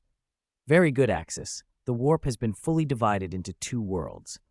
The Emperor's voice carried a hint of fatigue and the satisfaction of an immense work completed. Axis nodded. The cooperation had been a success. The Emperor, the Life Goddesses, and Peacock had all contributed, and crucially, Axis had not needed to use the Dragon Balls. Next is populating administrators and perfecting reincarnation, Axis said, watching the two realms recede into the cosmic background. His gaze shifted toward the life god star. You plan to have the Eldar death god serve as the world king god of the underworld? The Emperor asked. That's the plan, Axis replied. Not the Eldar death god of our world, he has not yet been born, but the Eldar death god from another world 10,000 years hence. I created that body, and it remains connected to me, much like Khorne and the two mysterious goddesses, figures in my carriage. That is a good idea, the great world king god Nyos said, but he cautioned, the underworld will take a long time to mature. Your reincarnation laws are not yet complete. You cannot simply judge by crude notions of good and evil, or assign value to rebirth without a vast legal system that applies to all life in the universe. Laws differ across planets. What is legal in one world may be a crime in another. You must be careful. I understand, Axis replied. I will not judge the usual way. I will use a system of moral and immoral auras as a standard for judgment. Chapter 427. Entering the single universe level, the Emperor went 10,000 years into the future. In the Dragon Ball world, there was a straightforward way to judge good and evil. Wanton destruction and murder increased negative karma, but killing to save a planet did not. It generated positive karma instead. In that world's hell, King Yema did not weigh every action to decide whether a soul would reincarnate, ascend to heaven, or suffer in hell. His was a pragmatic, situational judgment. Axis saw no reason to reinvent the wheel. Why design a new moral calculus when a proven one existed? He presented the idea to the Emperor plainly. Adopt the Dragon Ball model for judgment and reincarnation. Simple, convenient, effective. The Emperor frowned. We can't just copy everything. That's their system, not ours. He was uneasy. Axis's attachment to another world felt like it might overwrite their own. Axis shook his head. I've already changed a lot. I didn't copy hell wholesale. I turned the demon race into abyssal demons, and I'm not recreating their heaven exactly. Punishment and reincarnation models are excellent, though. Establishing a heaven is the problem. Its entrance is one way. In the Dragon Ball scheme, once souls entered heaven, they became effectively immortal. The threshold was high, but there was no attrition. Souls would accumulate without limit. Then don't establish heaven, the Emperor said as the world king god. Let the virtuous continue to reincarnate into different races, even long-lived ones. Axis's expression brightened. There's a better approach. We can transform some holy souls into angels. Not the Dragon Ball angels, but your living saints. They get wings, holy light, and your divine psychic power. Then we stage an eternal war, abyssal demons from hell versus these angels. That way the population is consumed steadily. He'd thought it through. The Dragon Ball world used a god of destruction to reduce population, but that only hit the physical. A balanced ecosystem of reincarnation, hell, abyssal demons, and celestial defenders would provide ongoing checks. The Emperor hesitated. Isn't that trouble? Demons already kill each other. Maybe we shouldn't create heaven. Axis waved the objection away. Demons killing demons only breeds stronger demons. Slaughter increases power. Then you need something to eliminate those stronger demon individuals. The universe needs a complete cycle, otherwise it will overload. The Emperor considered, then nodded. Yura has merit, but I'll need time to make the angels. I've barely learned my god body and must adapt to Sanguinius's holy light. Creating true angels, your living saints, isn't instant. Axis agreed.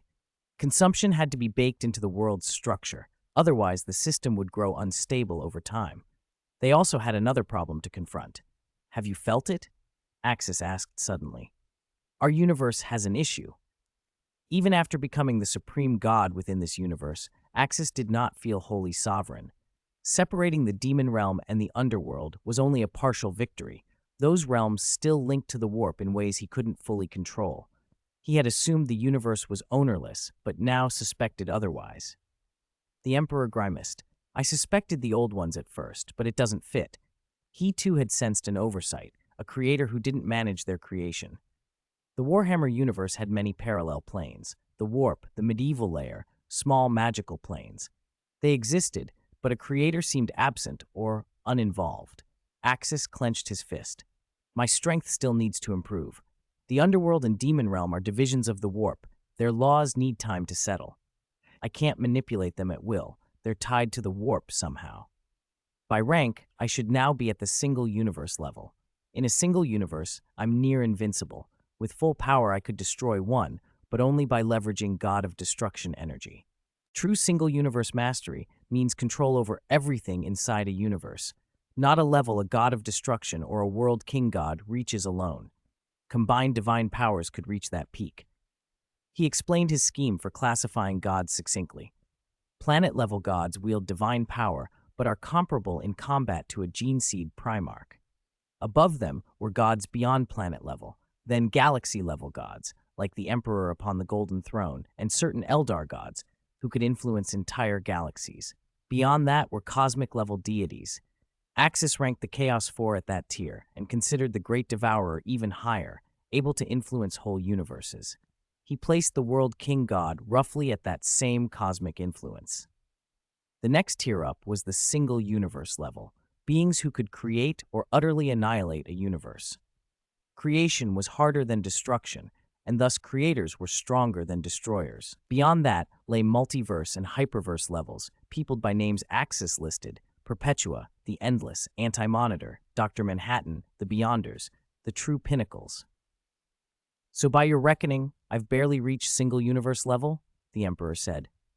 Yes, as an attacker I'm strong enough to affect a universe, but compared with other single universe entities, I'm slightly underpowered. The Emperor nodded. Then you were right. You need to temper yourself in other universes. You won't grow much here. I remember All King asked you to find powerful gods in other worlds. It's wise to build relations with them. Go find them for him. He admitted privately he feared the other universe's might.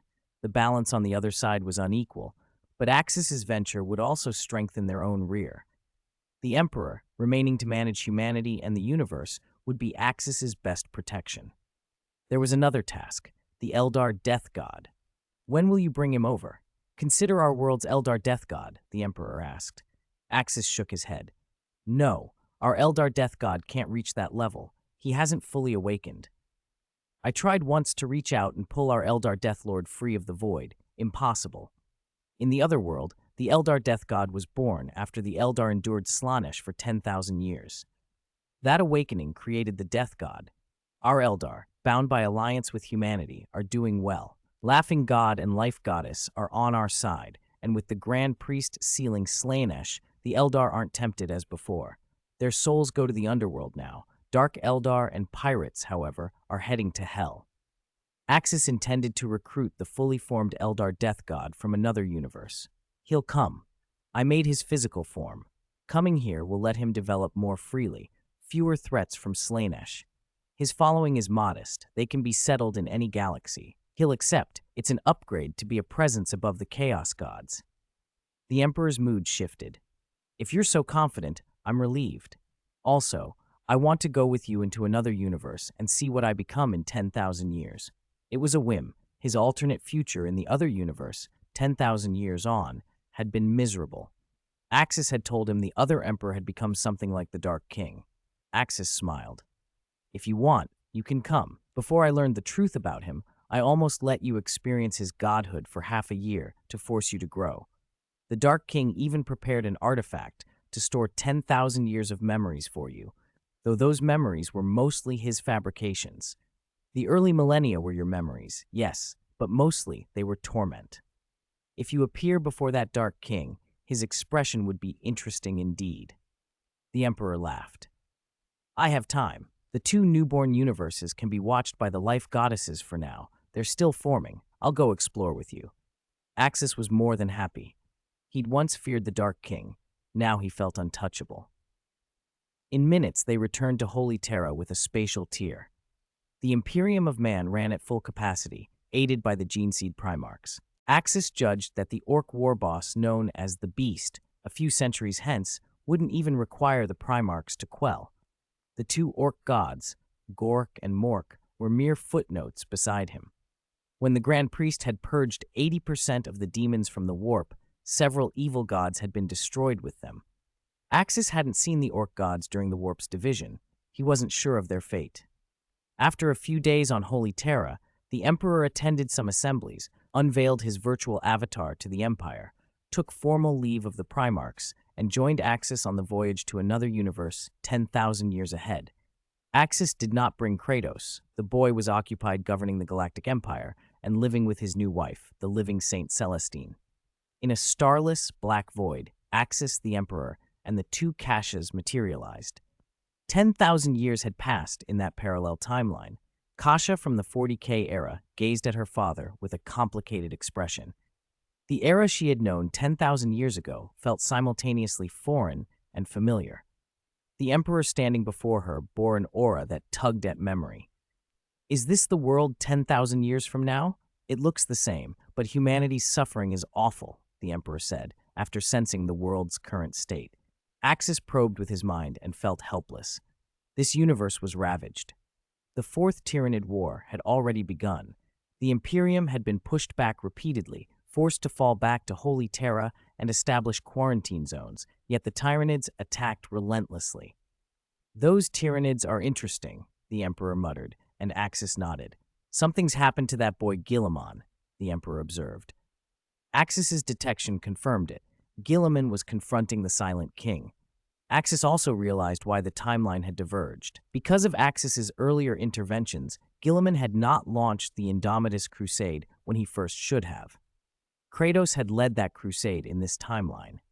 After Kratos left and events shifted, Guilliman returned to command the Indomitus Crusade again, and the timeline began to realign. They watched as the war unfolded from afar, a grim, titanic struggle that would shape the fate of countless worlds. Chapter 428, Who Do You Call Witchcraft Bacon?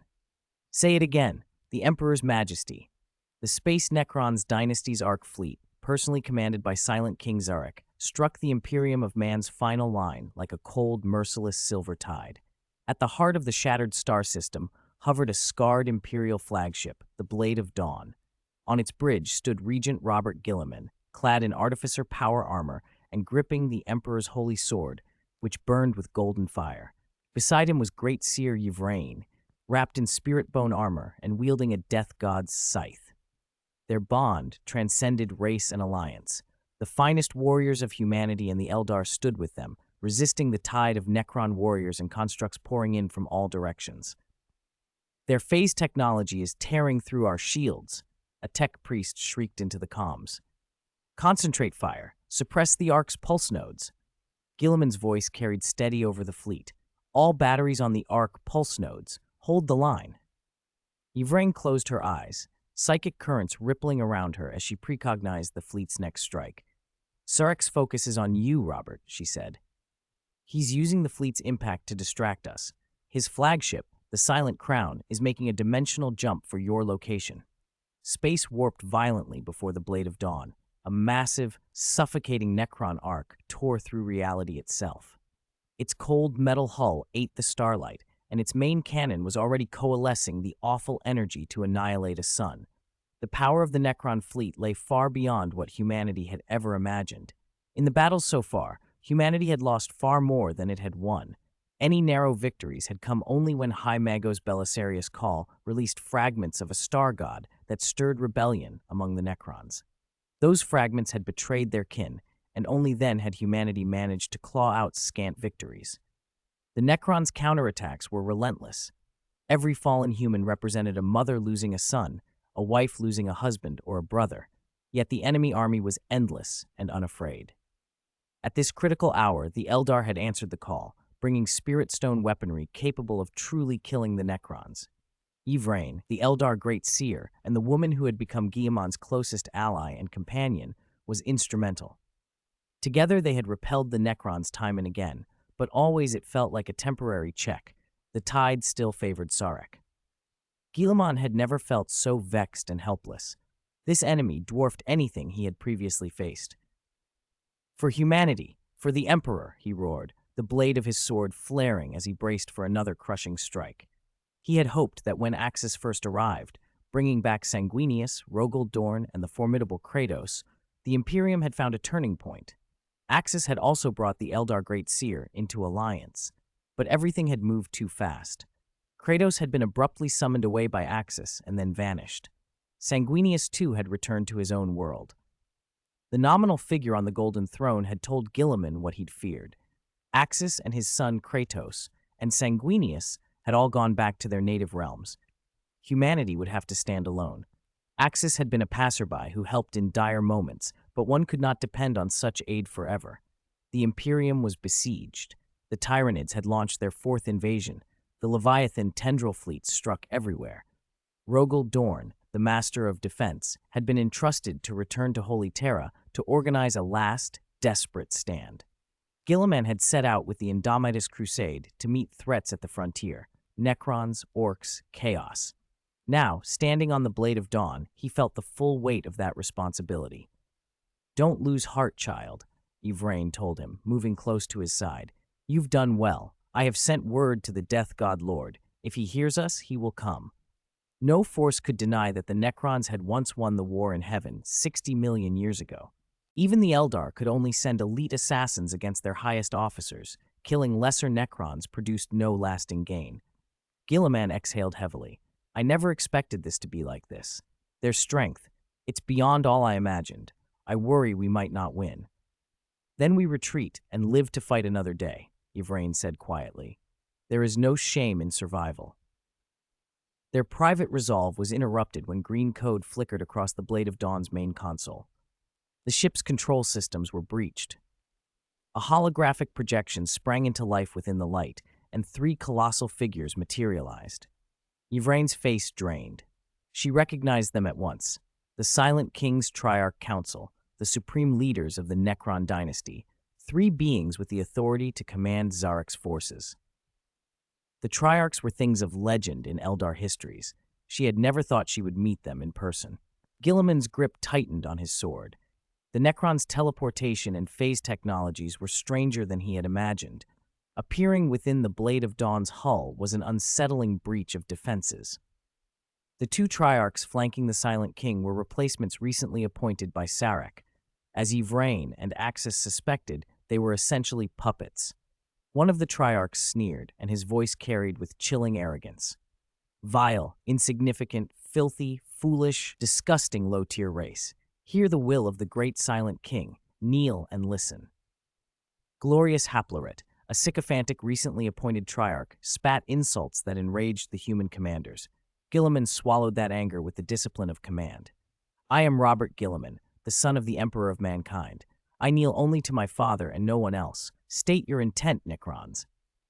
Haploret's answer was a procession of contempt and hubris. "You, insignificant humans, were once the tenants of our former domains. You are thieves, parasitic on lands that belong to the great Silent King. Rejoice in the mercy granted you. Withdraw your fleets from the Silent King's sacred territory by the stipulated deadline, or face annihilation. The original inhabitants are not permitted to depart. They belong to the great Silent King and shall live under his protection, provided they yield bodies and souls for the Silent King's cryptex to study. Your Imperium will become a vassal paying tithe to us. Finally, 5 gene seed Primarchs have awakened in your realm: Axis, his son Kratos, Sanguinius, Rogel and you, Guilliman. They will form a delegation and personally surrender before the Silent King. Bring that decaying carcass on the Golden Throne as well. My king is most curious about that sorceress relic."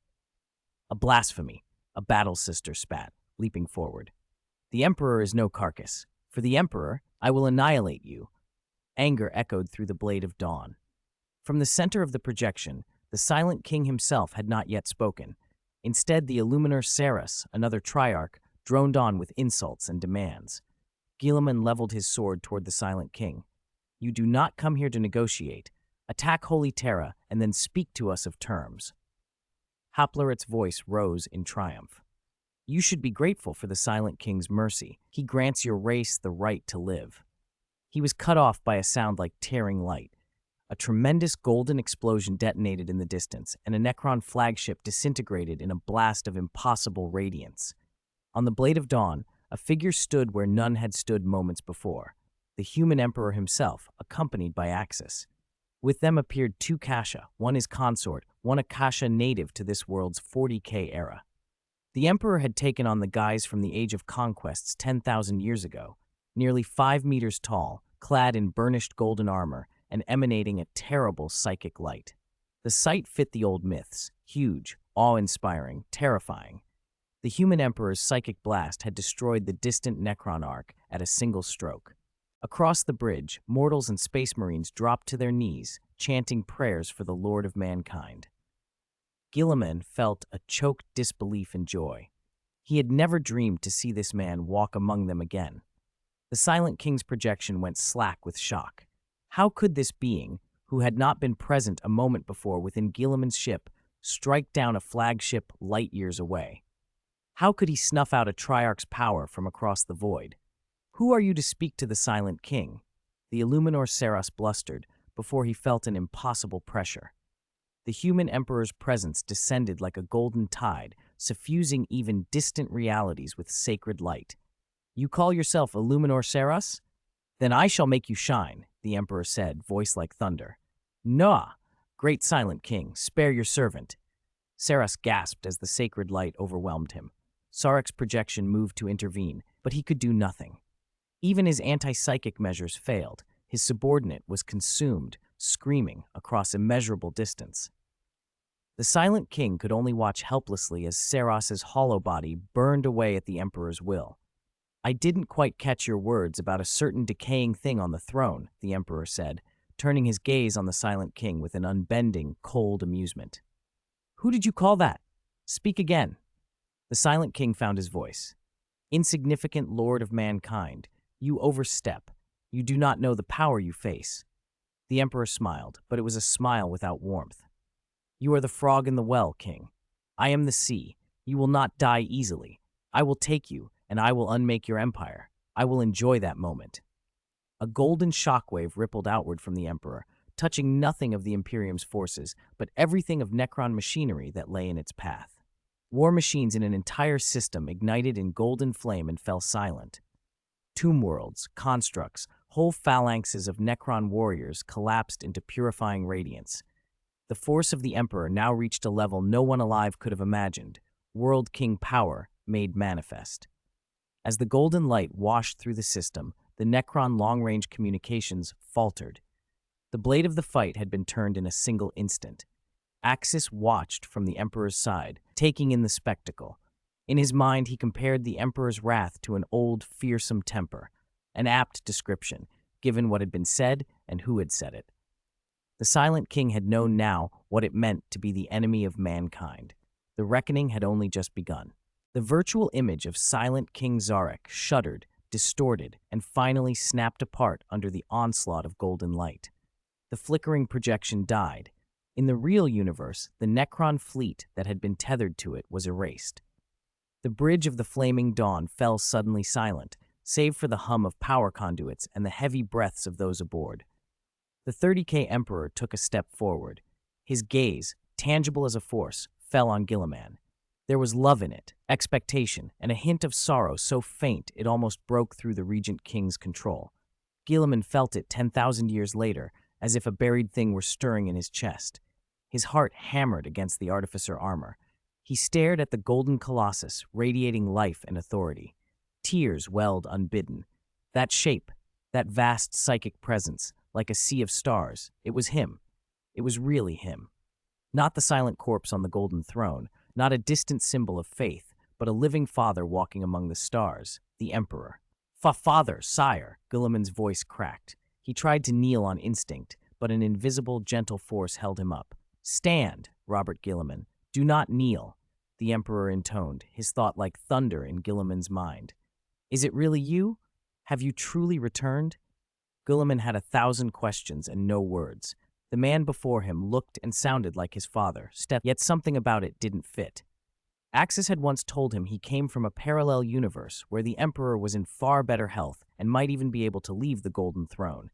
Seeing the Emperor now, standing beside Axis, Guilliman's suspicions swelled into conjecture. "Father and Axis," he managed finally, eyes darting between them, full of confusion and aching hope. What exactly is going on? Why did you leave without saying goodbye?"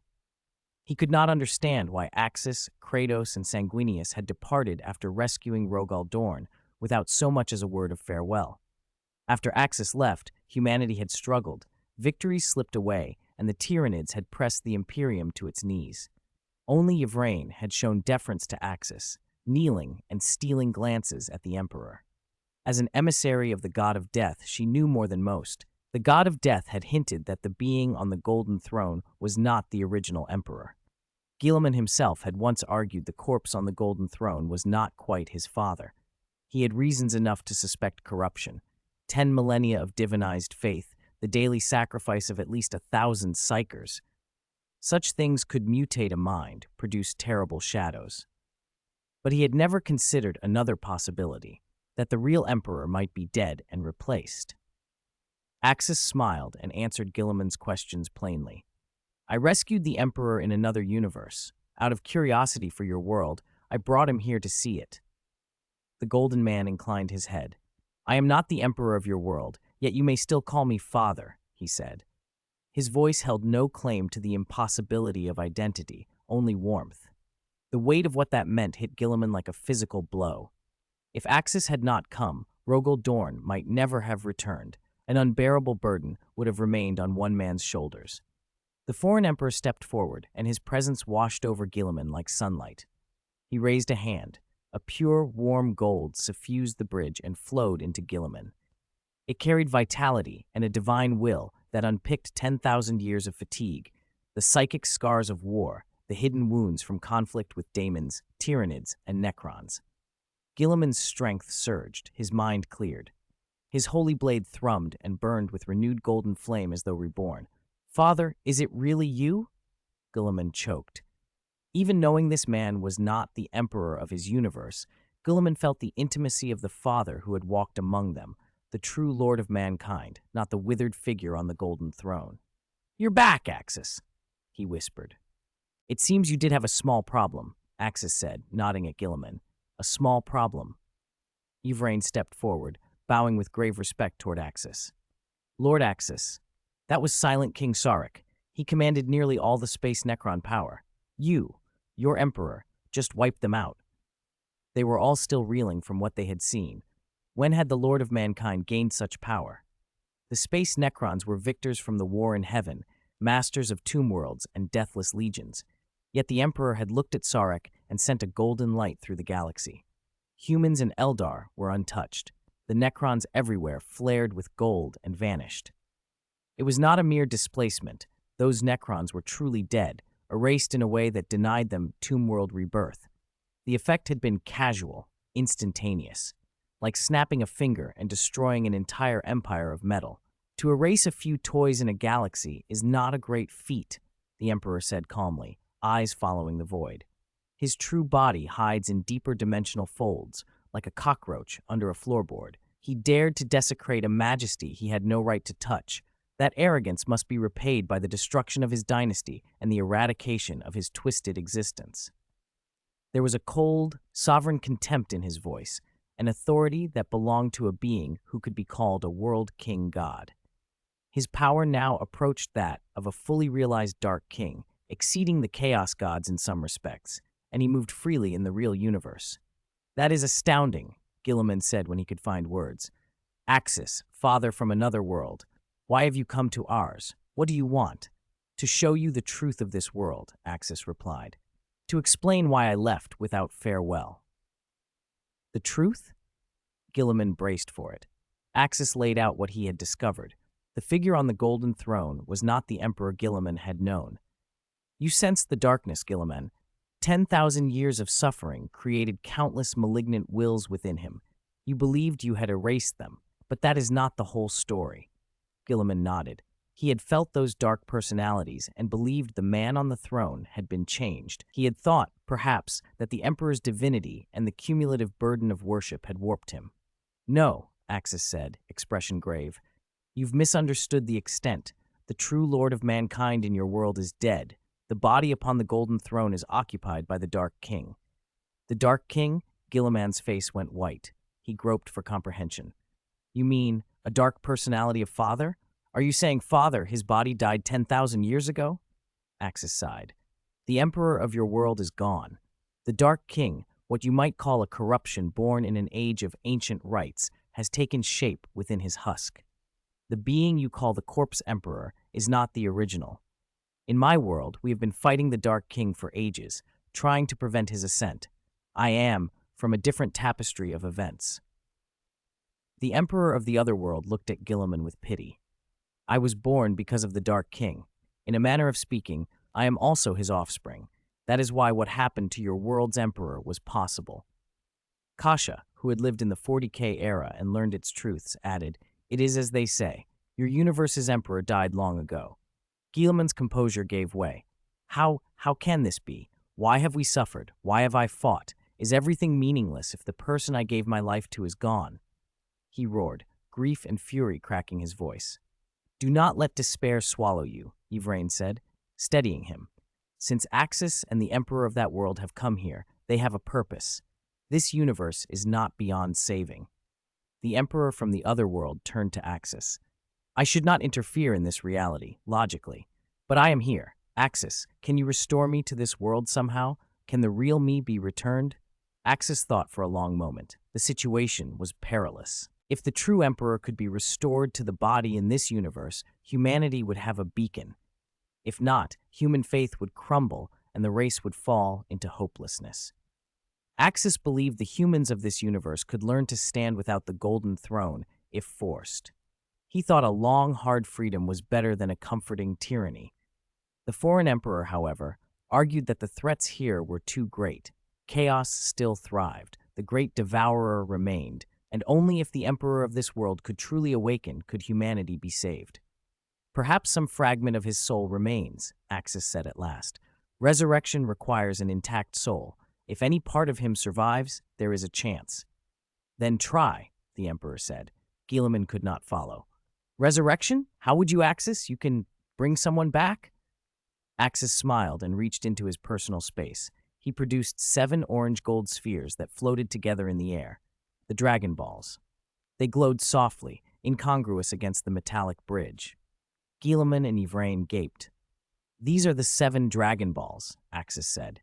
"They can summon a planet-sized Shenron that grants wishes, 3 wishes. We will try to use them to resurrect the Emperor of your world." The 7 Dragon Balls throbbed. Axis hesitated for half a second, thinking of the cost, the negative energy that resurrecting such a being would release. He resolved to use what he had and not squander his greatest treasures on every whim. Still, for a revival of this scale, only a Shenron of matching power might suffice. Axis spoke, and the Dragon Balls flared. Their orange deepened to blinding gold, light twisting the air and rippling space. A roar like the birth of stars exploded in their minds. The golden light coalesced above the ship, knitting itself into the form of an eastern dragon of impossible scale. Its body was made of pure gold. Each scale seemed to contain the life and death of 1,000 suns. 2 eyes like burning stars swept across the bridge as the dragon's voice rolled through the vacuum and into the soul. "O gatherers of the 7 Dragon Balls," the being intoned, "state your wishes. I will grant 3. Chapter 430, The Power of the Dragon, the Great Kai versus the Dark Lord. The entire bridge fell so silent you could hear a pin drop. Even breathing seemed to have stopped. Gilliman felt as small as a speck of dust. Yvraine felt an overwhelming pressure, a force coming from the very core of life itself that almost bent her to her knees. Is this the power of the divine dragon? So direct, so overbearing. What exactly was this creature before them? So vast, so majestic, it shattered every scale of their imagination. Once Axis had reached the level of a single universe, the divine dragon had grown to a size comparable to several planets combined. Now a single claw could engulf a world. Its strength had swollen to a terrifying degree. The combat power of the divine dragons was formidable, far from mere wish-granters. In Dragon Ball Daima, they could easily defeat the new Demon King of the Demon Realm, even a young Super Saiyan 4 Goku using his third eye. A full-power punch from him had been stopped by the divine dragon with a single hand. These behemoths were creatures of truly immense might. This time, after the divine dragon manifested, Axis had explicitly told it not to behave like his servant in front of others. He kept a trick in reserve. Outwardly, the divine dragon would not call him its creator or master. That could avoid trouble. Axis nodded with satisfaction. The blessing of the Emperor's divine power had indeed made the divine dragon stronger. He cleared his throat and, in a voice that resonated through heaven and earth, spoke his first wish to the Divine Dragon. Divine Dragon, my first wish. Resurrect the soul of Neos the human, known as the Emperor, Lord of mankind, who sits upon the golden throne of Holy Terra in this universe. Free him from all constraints and restore him to his complete self. Axis pronounced the wish with meticulous precision, name, title, humanity, leaving nothing ambiguous. A piece of cake. This wish can be granted. Please wait a moment, the Divine Dragon replied and nodded. Its eyes flared like burning stars. The instant the wish left Axis's lips, the dragon's radiant, fiery gaze erupted. An invisible, unimaginable power shot across countless light years and poured directly toward Holy Terra. Deep inside the Imperial Palace on Holy Terra, within the Golden Throne's sanctum, the body that had sat upon the throne suddenly reacted. When Axis had last left, he had infused some chi and life force into the Emperor, reviving him to a gaunt semblance of life rather than the desiccated husk he'd been. But for some unknown reason, the Dark King had been meddling, and the Emperor had once again been reduced to a mummified corpse. The Dark King's soul was not in that body now. The body Axis had formed earlier had kept the Dark King excluded, letting him revel in pleasures he had never known. Time seemed to freeze. The vast, cold form on the golden throne convulsed. The countless tubes and filaments clustered about the throne shuddered and emitted a horrible screech. The psychic whispers that had filled the air exploded into the screams of billions of souls. The Emperor, long withered and decayed, like charred wood, whose eyelids had been shut for millennia, twitched just slightly. From the depths of the throne erupted a will that was indescribable, furious, boundless hatred mixed with icy malice and a tinge of abject terror. The whole palace trembled, psychic shields flickered. Attendants and custodes clutched their heads and sank to their knees in agony. The warp's veil thinned. The eye of terror seemed to roar. The core consciousness within that corpse, the last vestige of Neos, was being reawakened by a power beyond comprehension. The Dark King, in some unknown warp locus, felt it and went pale. Damn it. How is this possible? He's not dead. No, I devoured him completely. The Dark King realized with dawning horror that the Emperor's human spark, which he had thought annihilated millennia ago, was stirring again. Some mysterious power was recovering Neos's shattered soul, even extracting the fragments the Dark King had devoured. It was a power utterly beyond his grasp. No, damn it. No one will let him wake up, no matter who you are, he roared. The Dark King's true soul fled its current avatar and slammed toward the decaying corpse on the golden throne to suppress the reemerging Emperor. The Divine Dragon's roar carried solemnity and strain. The creature felt a terrible resistance emanating from Holy Terra. It wasn't merely the dormancy of a soul. Something had clung to the Emperor's place, an entity or concept that had usurped the throne and resisted fiercely, like a ravenous beast refusing to surrender its prey. What had been an easy task suddenly became difficult. Golden radiance from the Divine Dragon and the dark will of Terra collided in an unseen dimension. Space on the bridge rippled and warped visibly. The Fire Dawn shook and alarms wailed. What's wrong? Didn't the Divine Dragon say this wish was a piece of cake? Axis frowned, sensing the ship's violent tremors and the Divine Dragon's turbulent divine power. I apologize, holder of the Dragon Balls. An extremely dark and ancient power is obstructing me from resurrecting the human named Neos. It is resisting my power. I could have completed the task, but now. The Divine Dragon hesitated, as if there was more it could not say. Leave this to me, Axis. I will deal with him. I will take care of the Dark King. The Grand World King God Emperor, standing beside Axis, opened his golden pupils, nodded to Axis, and said it plainly. The Dark King of his own world had been crushed by Axis and then annihilated by the Grand Priest with a single thought, allowing him to ascend to a World King God. He had always wanted to prove himself against the Dark King, to show that, avatar or not, he was no weaker than the true body. Axis met his gaze and nodded. With the Emperor's power now, the Dark King could be handled. Then be careful, father-in-law, Axis said lightly. The Emperor inclined his head, and his golden eyes turned toward Holy Terra. Without any visible motion, the space on the bridge rippled like water, and in the next instant he was gone, radiant with pure life light, leaving only calming waves of warped space behind. On Holy Terra, in the Golden Throne's secret chamber, space tore open. Golden light, almost tangible, flooded this forbidden place of death and pain and dispelled the oppressive psychic haze. Metal walls reflected a sacred sheen. The World King God Emperor's figure stood before the Golden Throne, disregarding the layers of physical and psychic defenses. The Custodes, unaware of what was about to happen to the Emperor they guarded, saw only a blinding golden apparition and froze in place.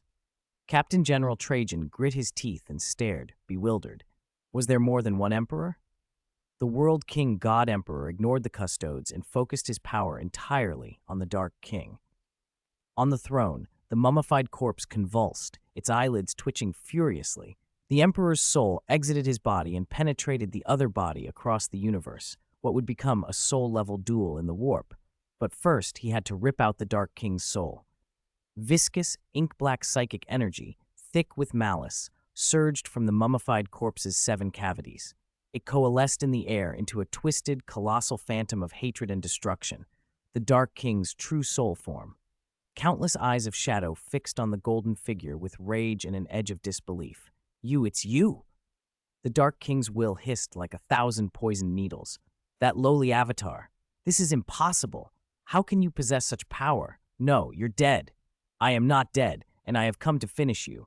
My counterpart in another world failed, but I will not, the World King God Emperor replied coldly. The Dark King had once forced him to relinquish his gene seed Primarchs one by one.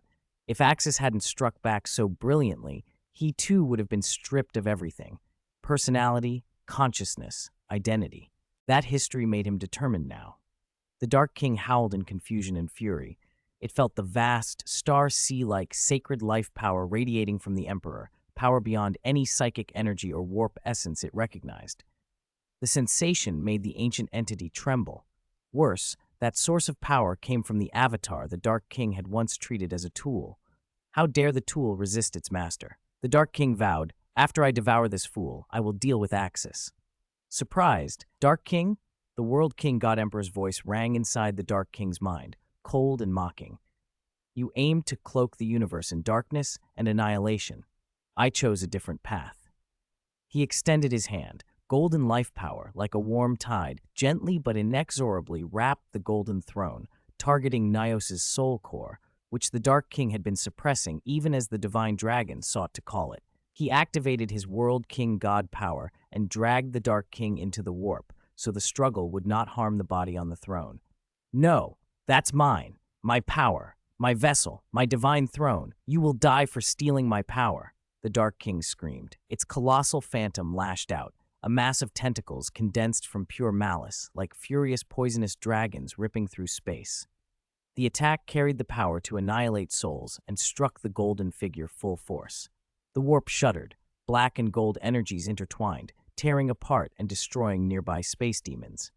This was the Dark King's full eruption, millennia of accumulated malice able to warp reality and corrupt stars.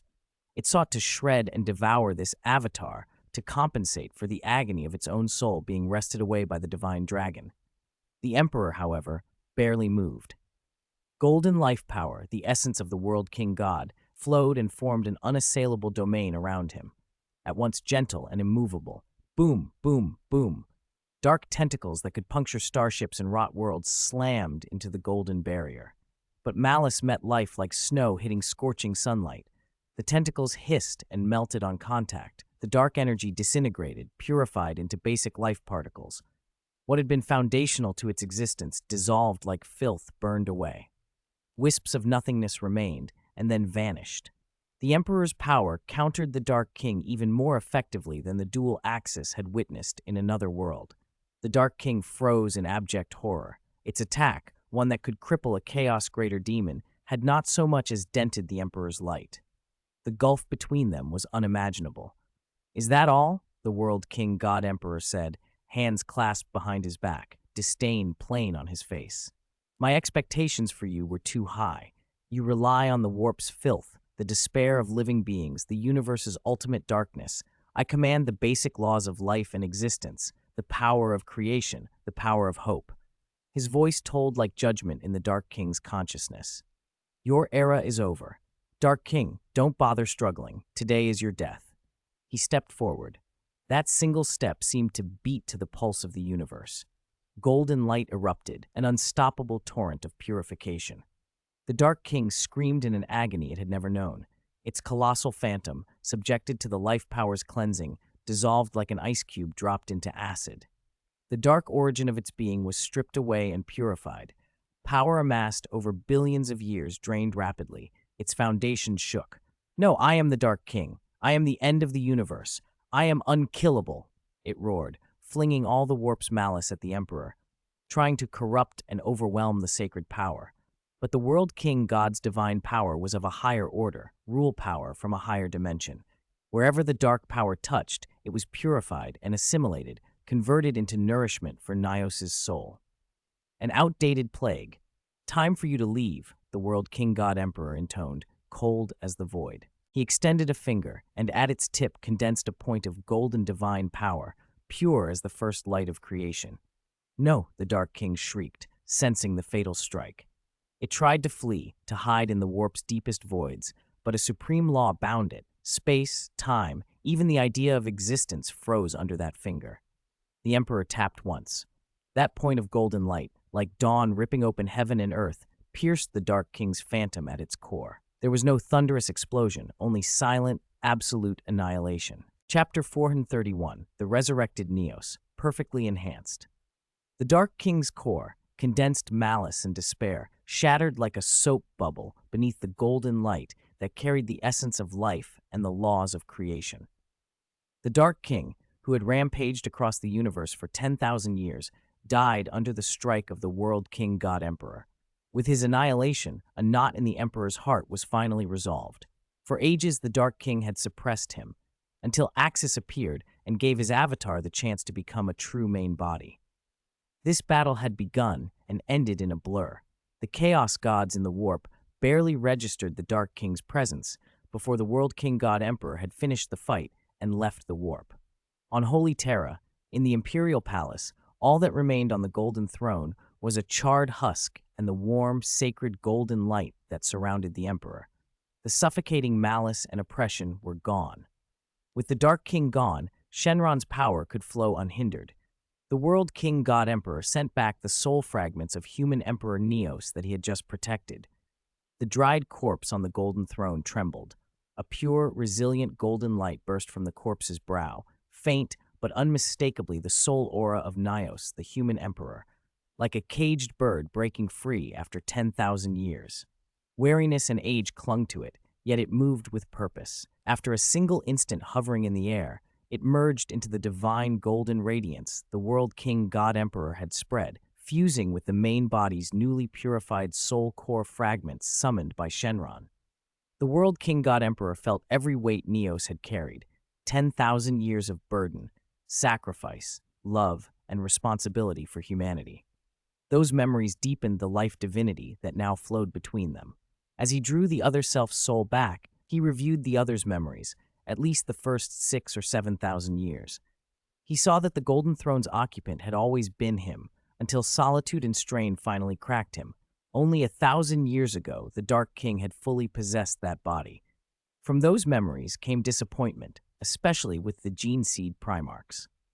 The Emperor's other self had believed most Primarchs a failure, 9 who betrayed him, 2 he eliminated. Rogel Dorn, Guilliman, and Sanguinius were the only ones he saw as having real potential. Others were loyal but flawed in temperament, some too rigid, some too kind, some too rash, some simple-minded. The World King God Emperor felt the same pangs of regret. If Axis had not intervened, his own path might have collapsed in similar ways. Axis had altered destinies, saved the second Primarch, prevented catastrophes, strengthened his body, disguised as mere aid. The dried corpse on the Golden Throne slowly opened its eyes. It was as if someone who'd slept through countless centuries had finally awakened. The 40K-era Emperor, present before the throne, stared and recoiled as if seeing a specter. Why was another version of himself standing there? "You tricked me once," the 40K Emperor said coldly. "You've taken everything I had. Why make me awaken now? Do you mean to continue humiliating me?" At first, the 40K Emperor assumed this revived figure was the Dark King in a new body, mocking him. But then he realized something impossible. He could speak. Since the first time he sat upon the golden throne, he had barely been able to speak a few words to the gene seed primarchs before his voice failed.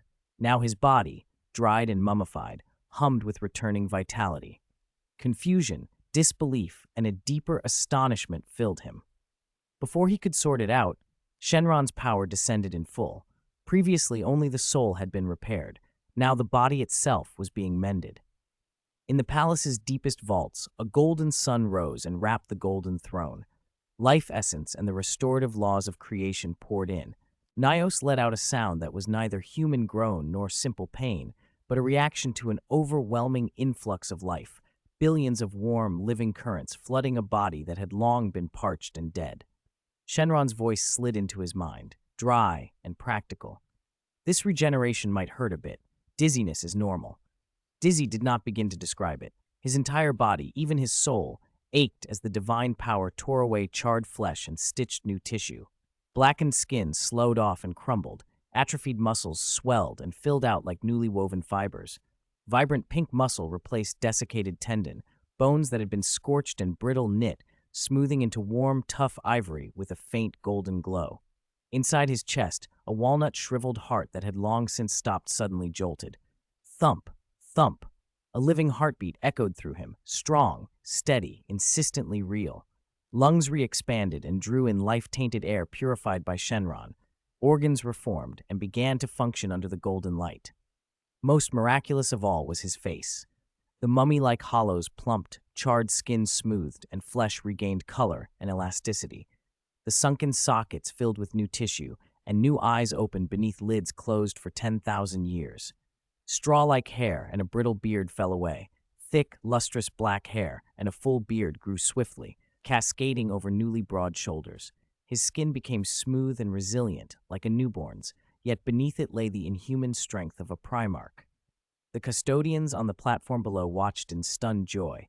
They had served this master for 10,000 years, and now their true lord was being resurrected. "Praise the great Corpse Emperor! All hail your majesty! The great Corpse Emperor is awakening!" The World King God Emperor nodded, satisfied. With a gesture he sealed the damaged webway beneath the imperial palace. What had long troubled him was now mended with a casual flick.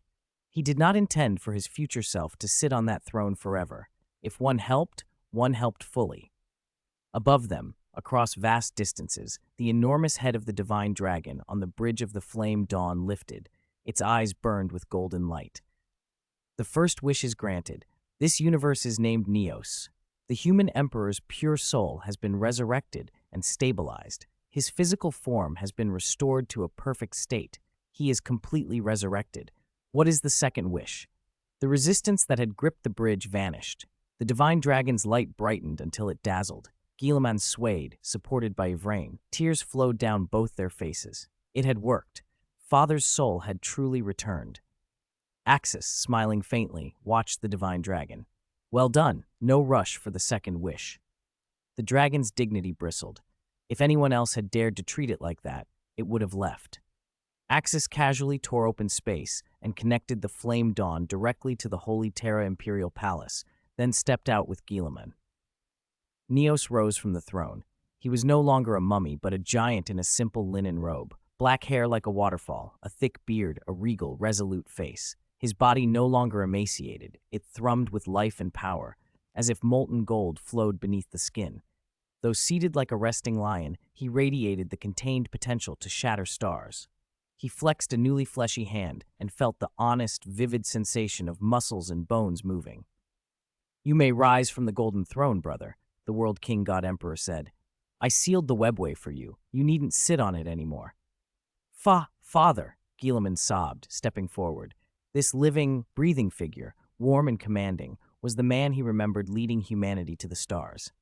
Not a corpse on a throne, but a father both godlike and human. Nios looked at Guilliman, then at the other emperor beside him.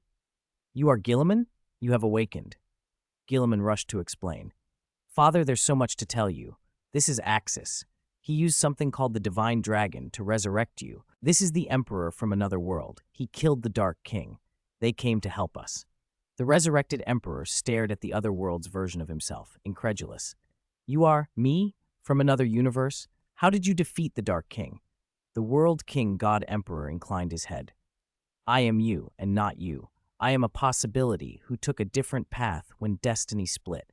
The power I hold is a divine position, the authority over life and the laws of creation. Before that, the Dark King was nothing. Defeating him was merely duty. The 40K Emperor listened, envy and relief mingling in him. If defeating the Dark King wasn't praiseworthy here, then what was he himself? Comparison bit deep. He rose fully from the golden throne, bones and muscles cracking as if greeting an old acquaintance. I feel stronger, much stronger than before. When I resurrected you, I found your soul's power exceeded your body, the World King God Emperor explained. Because the wish demanded a perfect resurrection, I strengthened your body to match your soul. Far above Holy Terra, the divine dragon, colossal, larger than the planet itself, hovered like an ancient totem. Nyos gazed up at the gold form, astonished, and asked politely, "What kind of being are you? Forgive my impertinence, but is this the second wish?" The divine dragon asked without expression. It would only answer matters concerning wishes. "Of course not," Axis replied. "Divine dragon, your work is appreciated. There will be no second wish. You may depart." He had no intention of using the remaining wishes.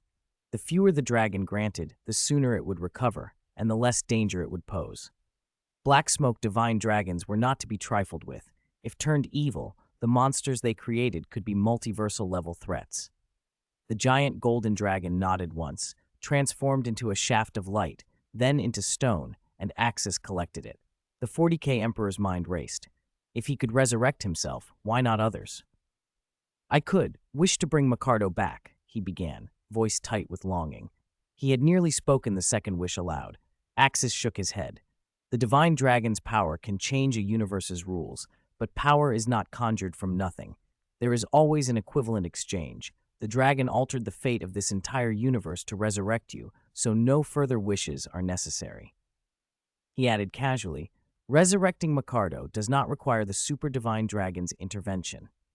Chapter 432. For that world's support, both Kaishas are needed. This truly is a long-held dream. The 40K human emperor breathed, tears in his eyes, as if waking from an almost eternal nightmare. "Thank you, my other self from another world.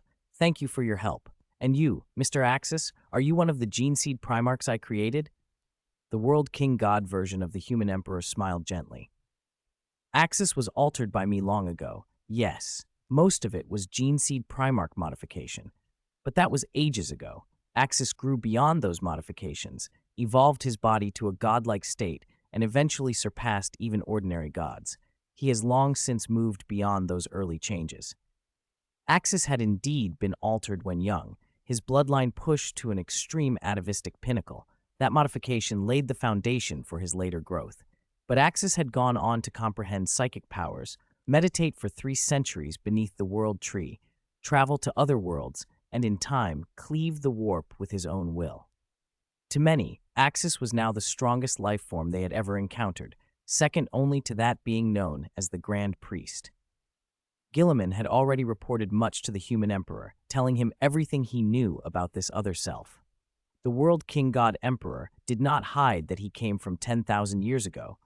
Well, 9,000, and that Axis had been the reason he had been able to step down from the Golden Throne. "So, that's how it happened," the 40K Emperor murmured, staring at the Golden Throne and the webway that had once been torn apart by his son. What an overwhelming thing. Axis almost single-handedly changed the fates of 2 worlds. I must thank you all. Now that I'm freed from the Golden Throne, humanity may hope again. I will not fail them. Once, when Magnus destroyed the webway, the 40K Emperor had nearly given up. The webway had been humanity's only hope. Even if 20 gene seed Primarchs rebelled, he could have suppressed them, but the destruction of the webway extinguished the future he had planned. Chaos would dominate, and humanity would be left stunted. He never expected that his other self, after resurrecting him, could repair the webway as well. The power of that other self was beyond imagining. A question formed in his mind, and he asked it bluntly. "My other self, where can this thing called the Dragon Balls be found?" As counterparts, he assumed his other self would know and be honest. If the Dragon Balls still existed, One wish could change everything, resurrecting Axis in the Emperor's original world, restoring lost sons like Sanguinius, Ferrus Manus, even Horus, or sealing the warp entirely. Axis looked less than pleased, a bemused half-smile on his face. The request was basically, give me yourself. He was the only transmigrator in that universe. If there had been many, things would have already changed, or the newcomers would have died on some unknown battlefield. The Warhammer universe was brutally unforgiving to transmigrators without powerful backup. I'm afraid Axis does not exist in your universe, the World King God Emperor said. Axis is unique to our world. The Dragon Balls, to some extent, came with Axis. They belong to him. They do not exist in your universe. He withheld a few more truths, that Axis possessed true interworld travel rather than mere parallel universe hopping, and that the Dragon Ball's origin was far more complicated, details he deemed too important to reveal. For outsiders, the Dragon Balls were a magical treasure Axis had simply stumbled upon. The 40K Emperor frowned at that refusal. He pressed, "Please, the Dragon Balls are vital for all humanity. I need them." The World King God Emperor met his counterpart's gaze. "I no longer answer to the same compulsion you do. I still love humanity, but I have grown beyond sacrificing everything for the race alone. After consuming Axis's God fruit, I transcended that ancient dogma. I can love individuals now, my son, my daughter, even my grandchildren." That revelation stunned the 40K Emperor. He had been the sort to give everything for humanity's future. To be told that his other self had diverged so completely was hard to accept. Still, the World King God Emperor was unyielding. Axis has explained, the Dragon Balls are not used without cost. Everything has a price. Gilliman, ever diplomatic, stepped in. "Father-in-law, Lord Neos of another world, please forgive my father. He is simply impatient. Father, you are resurrected. I have returned, and Rogal Dorn has returned. We will help you rebuild the Imperium." The 40K Emperor realized he had been brusque and softened. The other being had resurrected him. There was no need to press further. Some things could be done slowly. "You're right. Perhaps I was hasty." "I can help in other ways," the World King God Emperor offered. "I have sealed the webway and given you a stronger incarnation of yourself. Axis has provided new technologies, too." Axis chimed in. "I can give you a different gift, a technology we call the hyperspace engine. It can be installed on Imperium vessels. It allows travel at dozens of times the speed of light without relying on the warp for many light years." The 40K Emperor blinked. "A hyperspace engine? I thought only the cold, skeletal races had such capabilities." "Don't underestimate human creativity," Axis smiled. "It's not an insurmountable problem. I will hand you a complete set of data." The Saiyans were not a civilization known for long, patient research. Most of their StarCraft tech was traded for or looted from others. But Axis handed over the engine schematics and even a complete hyperspace engine from his personal space. "That's all I can give for now. Study it and adapt it." For months, Axis, the World King God Emperor, and the two Kaishas, both called Kasha but distinct individuals, stayed on Holy Terra. Axis opened a spatial rift so the human fleet near the Necron lines could retreat. Rogal Dorn, who had been overseeing defenses near Pluto against relentless Terranid incursions, returned at once to pay homage to his resurrected father and to help reforge the Imperium's defenses. The Terranids had proven a terrifying, relentless threat, but Dorn did not flinch. He rallied the Black Templars, the Imperial Fists, and other legions to resist. News of the Emperor's return electrified the Imperium. He made a public appearance on Holy Terra, no longer a legend but a living figure in gleaming gold armor, 5 meters tall, resplendent, and holy. He promised humanity that he would lead them to greatness again. While Axis suggested a union between two Kasha, the Kaisha from his world and the one from this world, out of a strange sense of propriety and affection, the marriage arrangements were handled with delicacy. Kasha of the other world had, on first learning the Emperor's identity, been heartbroken. After Axis returned, she actively supported the match. They were both, in a way, the Emperor. Axis refused any fusion trick, no Patara or Dragon Ball synthesis. The two Kaishas remained two distinct people, each with her own mind. The 40K Emperor approved of the match and offered a grand wedding, but Axis declined such pomp. At his level, many displays no longer mattered. After 3 months on Holy Terra, the reborn emperor refused a proposal to use Exterminatus in the system as a protective ring. He scolded the Inquisitor who had proposed such scorched earth protection, then personally led a campaign, accompanied by Rogel Dorn and Guilliman, to reassert the Imperium's strength. He would not lean on Axis or the World King God Emperor. He wanted to reestablish his authority by his own hand. His strength now exceeded what it had been before, his psychic might amplified by fragments of the Dark King, and his body had become staggeringly powerful. He now believed he could destroy a star himself, and he would show the galaxy that the Emperor had returned. Axis watched him and asked the World King God Emperor with a smile, "How do you find this incarnation of yourself? Satisfied?" "It's a new experience," the World King God Emperor replied. "We resurrected him and gave him more power. You provided hyperspace technology. We have done what we could. When the time comes, I'll take you to the Dragon Ball universe," Axis said. "You've obtained World King power, and you already have tremendous physical prowess. If you learn Chi, like in the Dragon Ball world, your attack potency could increase tenfold or more." Chi was unique to the Dragon Ball universe. Axis's son Kratos had successfully comprehended Chi after traveling there. In Axis's universe, the warp had been divided into underworld and demon realms. Psychers were gone because no one could tap energy from the warp anymore. That loss had been mitigated by Axis bringing quantum communications from the Dragon Ball world, reducing the Imperium's reliance on Psychers. Now the human emperor held only divine power and holy light. Psychic channels had been severed. "I don't know," the World King God Emperor said slowly. "Your world is dangerous. I want to explore others first and then seek Chi. I'm wary. There is a pressure from the Grand Priest I do not want to test yet." "As you wish," Axis answered. "My next step is to find this world's Eldar death god and try to persuade him to serve as a World King God in our underworld. I also need to deal with the Silent King of the Necrons." "Split up, then," the World King God Emperor said. "Go handle the Silent King. Have fun." Axis laughed. "Will do.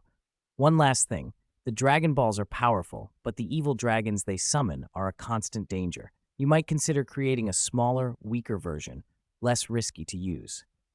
The World King God Emperor nodded thoughtfully. They had all freed a world from near despair. Where they could, they would strengthen humanity's future, carefully, cautiously, and with new knowledge in hand. According to Axis, the dragon god could split into 7 evil dragons, each one powerful enough to overwhelm him. The Emperor felt a chill run down his spine. Axis's present strength was already universe-shattering. What kind of being could truly threaten him? Out of caution, the World King God Emperor suggested that Axis use the Dragon Balls only once every 100 years. If necessary, they could simply make another set. Axis rolled his eyes. He had already considered that, and it was impossible. He could only create one set of Dragon Balls. That set would be soulbound to its creator.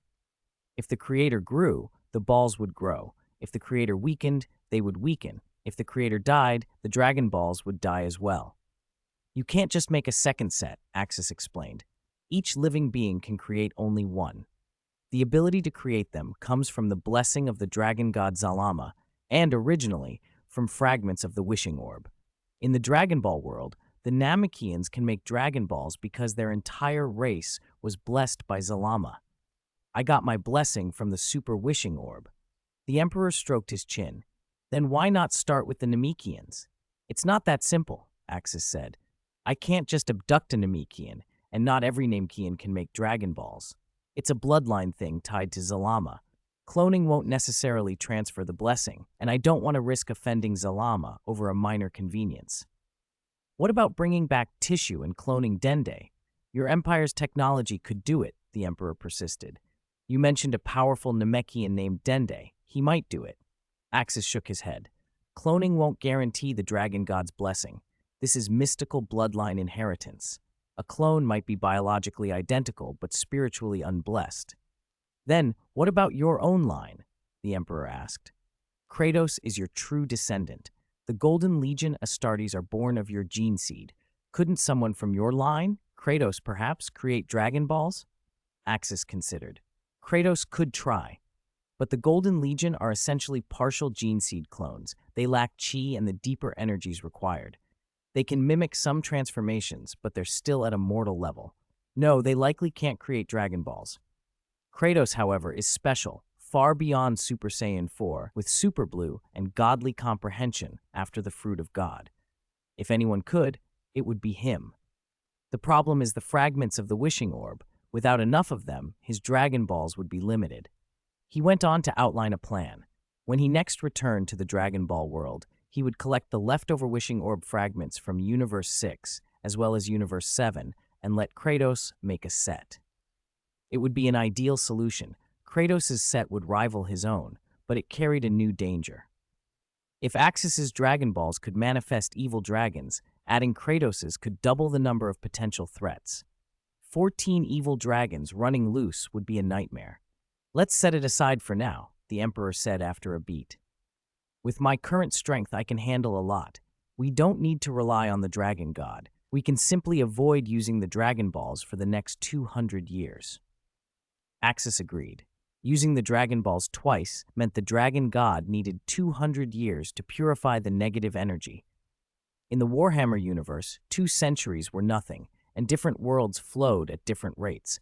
Hundreds of years here might be days in the Dragon Ball world. He might even be able to work around time flow differences when the time came. They spoke a little longer, then the World King God Emperor rose. Good luck, Axis. I'll go deal with the Silent King first, then meet you. Have fun, father-in-law, Axis replied.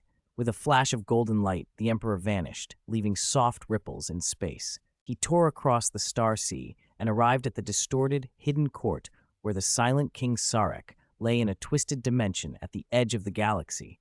The one-sided reckoning that would devastate the Necrons was about to begin. After the Emperor left, Axis put his psychic senses to work and quickly located the Eldar god of death, Yniad, meditating on an Eldar world. Yniad had just fought a bloody battle with Slaanesh, and although he had not prevailed, he now led Eldar hosts against the forces of chaos across the galaxy. Axis teleported there at once, accompanied by the 2 Kashas. Yniad, seated cross-legged in his palace, felt the spatial flux and drew his sword, but when Axis stepped through the portal, his expression softened and he bowed. Lord Axis, Yniad said with sincere respect, it has been a long time. You could have sent Yvraine, I would have come. You don't need to flatter me, Axis replied. I came myself because I have something important to propose. Yniad listened, attentive and deferential. This Axis was different, vastly deeper than before.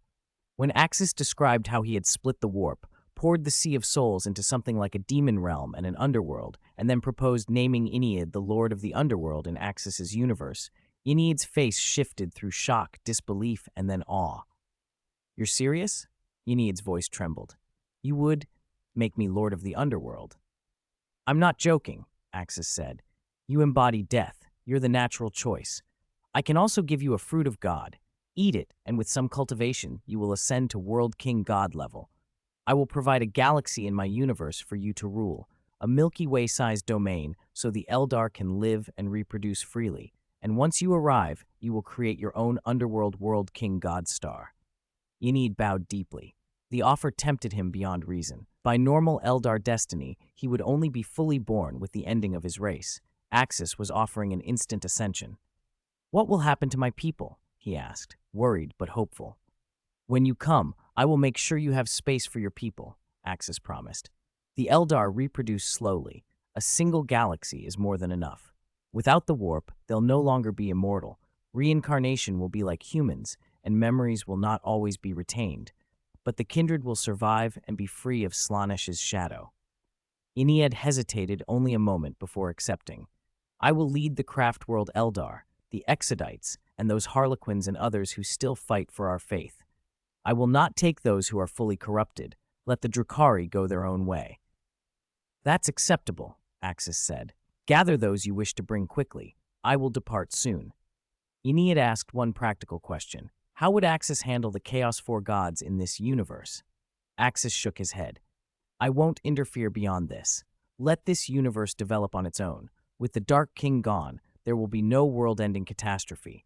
If Huang Laohan wants to fight the Chaos gods, let him. A balance here will do no harm. After a moment, Yniad asked for 2 months to assemble his people. Axis agreed and, to cement the arrangement, produced a spare fruit of God from his personal space and presented it. Ynid's hands trembled at the sight of the living light pulsing from the fruit. "You can keep it for now," Axis instructed it. "Let it nourish your divine body. When we arrive in my universe, go to the underworld and consume it, then forge your World King God Star." For the next 2 months, Axis remained among the Eldar, overseeing preparations. On the human side, the newly reborn 40K Emperor Neos reorganized the Imperium and kindled fresh hope among humanity. The World King God Emperor 30K launched his strike against the Silent King and the Necrons, and Axis had completed his main tasks in this universe, locating the Eldar God of Death and neutralizing the Silent King. In the end, the World King God Emperor's assault was absolute. The Space Necrons were shattered, their race was nearly annihilated by Huang Laohan's might. Silent King Zarek became the last of the Necrons to fall. With Ynad's acceptance secured and the Necron threat extinguished, Axis prepared for the next stage of his plans, the slow, careful weaving of worlds and powers across the multiverse. Chapter 434, The Silent King, the Great Kai's genocidal snap time rolled back a little over 10 days. At that moment, the Space Necrons did not know a cataclysm was about to fall upon them. Sarek, the Silent King, had long been bored with mere entertainment.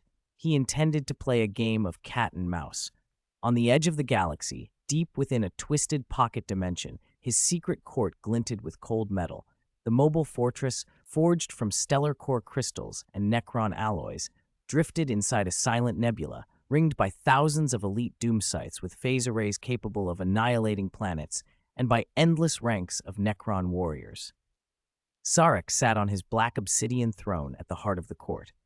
He had just received the final report from his front lines. Vanguard fleets vaporized in a golden light, world engines torn apart by an incomprehensible blast. Yet the ruler who had governed the space Necrons for tens of millions of years did not panic. He assumed it was the death throes of a lower species. No single being, he believed, could stand against the space Necrons. Not even the cosmic star gods had bested them. "Just a fluke from a lower species," he intoned. He ordered reserve legions from the tomb worlds teleported into the primary dimension. Let those fleshy things learn that resistance to immortals meant eternal extinction. Many Necrons were curious about humanity, but most held them in contempt. There could be only one overlord of the galaxy, the Space Necrons. All other races were low-grade trash. "Great Silent King, we have the latest results from the investigation you ordered. Intelligence on the being called the Emperor has been fully gathered," a Necron overlord reported, sliding a data slate forward with practiced respect. Sarek turned his head, signaled him to speak. This human called the Emperor was reportedly born around 170,000 to 180,000 years ago on ancient Terra, what they call Holy Terra. Humanity is a very young race. Their natural lifespan is not much greater than ours when we began, the Overlord said. In some ways, the Necron-Tyre and humans had resembled one another. Humanity's ordinary lifespan was short by cosmic standards, only 30 to 40 Terra years from birth to death. The Silent King's interest prickled when the Overlord continued. Yet within them, a peculiar caste has emerged, Perpetuals. Their cells have been altered by a mysterious psychic force, making them virtually immortal. Their bodies cannot be destroyed by conventional means. Humanity is also a powerful psychic species. Their psychic level ranks among the highest in the universe, second only to the Eldar. Sarek snorted. The space Necrons abhorred psychic power. Any faint curiosity he'd harbored for humanity vanished. He had once considered keeping some as curiosities. That notion seemed needless now. The humans entered space roughly 30,000 years ago, reached their peak 20,000 years ago, then began to decline. 10,000 years ago, the strongest human psyker, a perpetual emperor, arose. He unified Holy Terra, engineered gene seed primarchs, and launched a great crusade that lasted over 2 centuries. Humanity reclaimed vast swathes of the galaxy and re-established a terrifying imperium that persists to this day. But by our estimates, the Imperium is much weaker now, half its former strength, the Overlord reported. So he is just a powerful psyker? A guard relayed on Sarek's behalf. The Silent King rarely spoke directly. Yes, Great Silent King. This human is the most powerful psychic individual we've recorded. His power surpasses that of most mortals. He has even defeated a cosmic star god using psychic power. We have evidence. A sealed star god fragment in the solar system, a fragment of the Void Dragon, was bested by this emperor tens of thousands of years ago. Interesting, said Jarek through an attendant. Psychic force devastated the Necrons. The Eldar had become mortal enemies for that reason. The idea that a single psychic glance could annihilate an entire fleet was worrying. Perhaps the Emperor had research value. Capture him alive.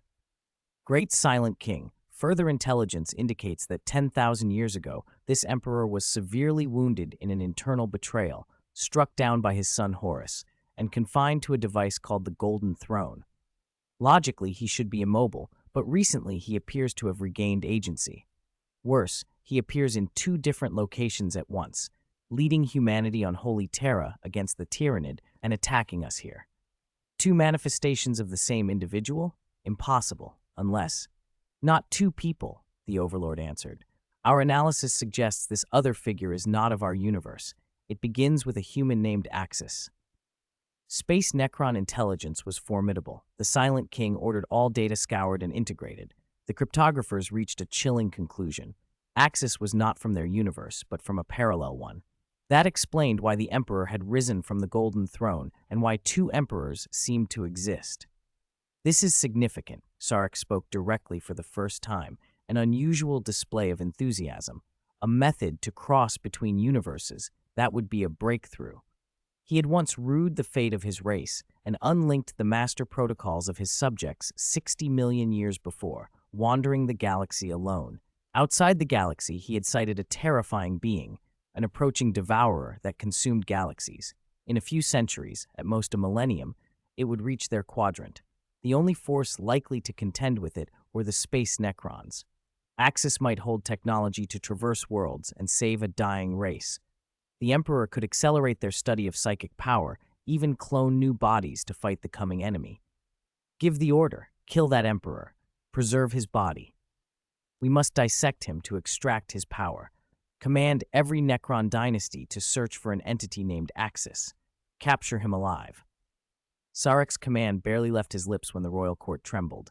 The energy shielding of the court fractured like sun-scorched ice, spiderweb cracks blooming. Pale blue ripples spiked and failed. Alert! Unknown energy has breached all defenses. Dimensional coordinates are being forcibly corrected, blazed the main console in red. Necron technicians' mechanical screams cut off as their bodies turned to particles the instant they touched a golden light. Sarek rose from his throne, a rare expression of astonishment on his face. A pure pillar of gold pierced the dimensional barrier like a spear of divinity. Wherever it passed, necrodermis liquefied, phase generators howled and died, and star core crystals disintegrated with no sound. As the pillar faded, the figure of the World King God, the human emperor, stood revealed. He wore no armor, only a simple linen robe, which remained unruffled in the energy torrent. Divine power flowed around him like a living sun, banishing the court's cold. The constructs in the hall tried to strike. The golden light washed over them. Proudly immortal bodies melted, metal shells corroded, energy conduits crumbled to dust, phase matrices disintegrated. Nothing withstood the Emperor's divine radiance. Silent King Sarek, we finally meet, the Emperor said, calm and terrible as a tolling bell. Your dynasty ends now. I have come to end you. Impossible. What are you, psychic power? The warp? No, this is higher dimensional law. You dare interfere with the immortals. Sarek's processor stuttered. He summoned his ultimate trump card, 300-meter void constructs, forbidden creations animated by sealed star god fragments. They lunged, claws ripping reality, mouths bristling with dark matter fangs. The Emperor raised one hand. A tiny point of golden light formed at his fingertip and flared. Your ultimate power is nothing before me. Golden torrents leapt from his hand and struck the constructs. Dark matter bodies sizzled like ice in fire, claws dissolved, living metal unmade. Even star god remnants turned to harmless stardust beneath the Emperor's life-giving power. The three creations vanished without a scream. Fear, an unfamiliar state, overloaded Sarek's core logic. You are afraid? You should be. You and your race are about to perish, the Emperor boomed. We are the victors of the war in heaven, Sarek rasped. Masters of the cosmos, you cannot destroy us like this. Victors, the Emperor sneered. In my eyes, you are thieves who stole fragments of star gods, cowards who hid in metal shells to avoid death. You are not even true life. You are undead remnants of a species that died 60 million years ago. Your immortality is a joke. Your dynasty is entropy's noise. He extended his hand and unleashed a tide of golden power. Sarek's crafted body cracked, the light of his core dimmed. Consciousness transfer protocols failed. Sarek was trapped, dying before the thing he had thought inferior. Do not kill me, mighty one. I can pledge my dynasty's allegiance. The galaxy faces a devourer. Unite with us. Only our living metal bodies can restrain it, Sarek implored, repeating an old bargain that had once saved him. The Emperor's gaze did not soften. Your surrender changes nothing. I destroy you because I choose to.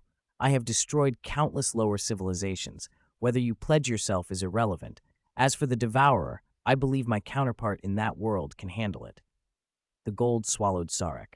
The last image his optics registered was the vast, sun-like radiance in the Emperor's eyes. No! The scream died. Sarek's body and throne dissolved into nothing. The mobile royal court that had symbolized space Necron might was cleansed away. After killing the Silent King, the World King God raised a hand and snapped his fingers. The snap carried his divine will across the galaxy. A golden fire rolled outward. Necron living metal flared and burned with golden light. Necrons screamed as their shells and matrices unraveled. One by one, the race was annihilated. The Emperor's divine power was absolute. Ignorant fools, he said. That devourer is an interesting test. Let this stand for a trial. The me of another world can win. Having settled the Necron threat, the World King God turned to find Axis. It was time to leave this universe. He had done what he set out to do, and no longer cared how that world would unfold. At that moment, at Axis's side, the Eldar Death God had already gathered his followers. Chapter 435, Return and Travel Through Time. The universe is destroyed. The Eldar Death God's movements were far quicker than Axis had expected. Nourished by the enormous life energy that constantly flowed from the fruit of God, Ynied's aura deepened, and his mastery over the authority of death rose to an entirely new plane. His gratitude and reverence toward Axis swelled to their peak, and he immediately mobilized the remaining Eldar with astonishing speed. In just 2 months, Craftworld Eldar scattered Exodite tribes across the galaxy, and the Harlequin troops loyal to the Death God converging through the webway to the Eldar world where Axis stood. Countless graceful Eldar vessels, each displaying a distinct architectural style, floated in silence, forming a mournful forest of ships. Some were ramshackle and ancient, clearly recovered or temporary, because while the craft worlds possessed fleets in abundance, the Exodites did not. The Armada carried over 50 billion souls. If one counted Eldar corsairs and some Dark Eldar, the number would exceed 300 billion. Even so, it was negligible beside the human population. The Eldar had truly waned. Only half of the Exodites answered the call. The others refused to acknowledge their god, preferring the simple lives of their worlds, and Ynied did not force them. Each being could choose its own path. Lord Axis, all my kin who were willing to follow have assembled. The laughing god Chao Gauchi has also come. He pledges to accompany us and promises to keep bringing laughter and hope to the Eldar in this new world, even if that hope is tinged with bitter irony. Ynied bowed deeply to Axis, who stood quietly at his side. The laughing god Chao Gauchi, his face twisted in the eternal eerie grin, had reined in some of his cynicism and nodded briefly at Axis. Axis nodded back, his gaze sweeping across the vast fleet beyond the viewport. Very good, Yniad and Chao Gauchi. You have made the right choice. There's no need for ceremony here. The laughing god of our world and I have a good relationship. He aided me when I was still weak. A new world, a new underworld, awaits its master. But remember your vow. Guard reincarnation and keep order. Thank you for your acceptance, Great Highness Axis. I will help Yniad become the god of the underworld. The laughing god said. I obey your command, Lord, Yniad vowed solemnly. A golden light tore the void, and the World King God Emperor appeared beside Axis. Father-in-law, have you already taken care of it? Axis asked, his tone cool and matter-of-fact, as if inquiring about a trivial errand. The Emperor inclined his head, his gaze sweeping once over the Eldar armada without lingering. He answered simply. A swarm of foolish steel skeletons, noisy and rude, has been cleaned up.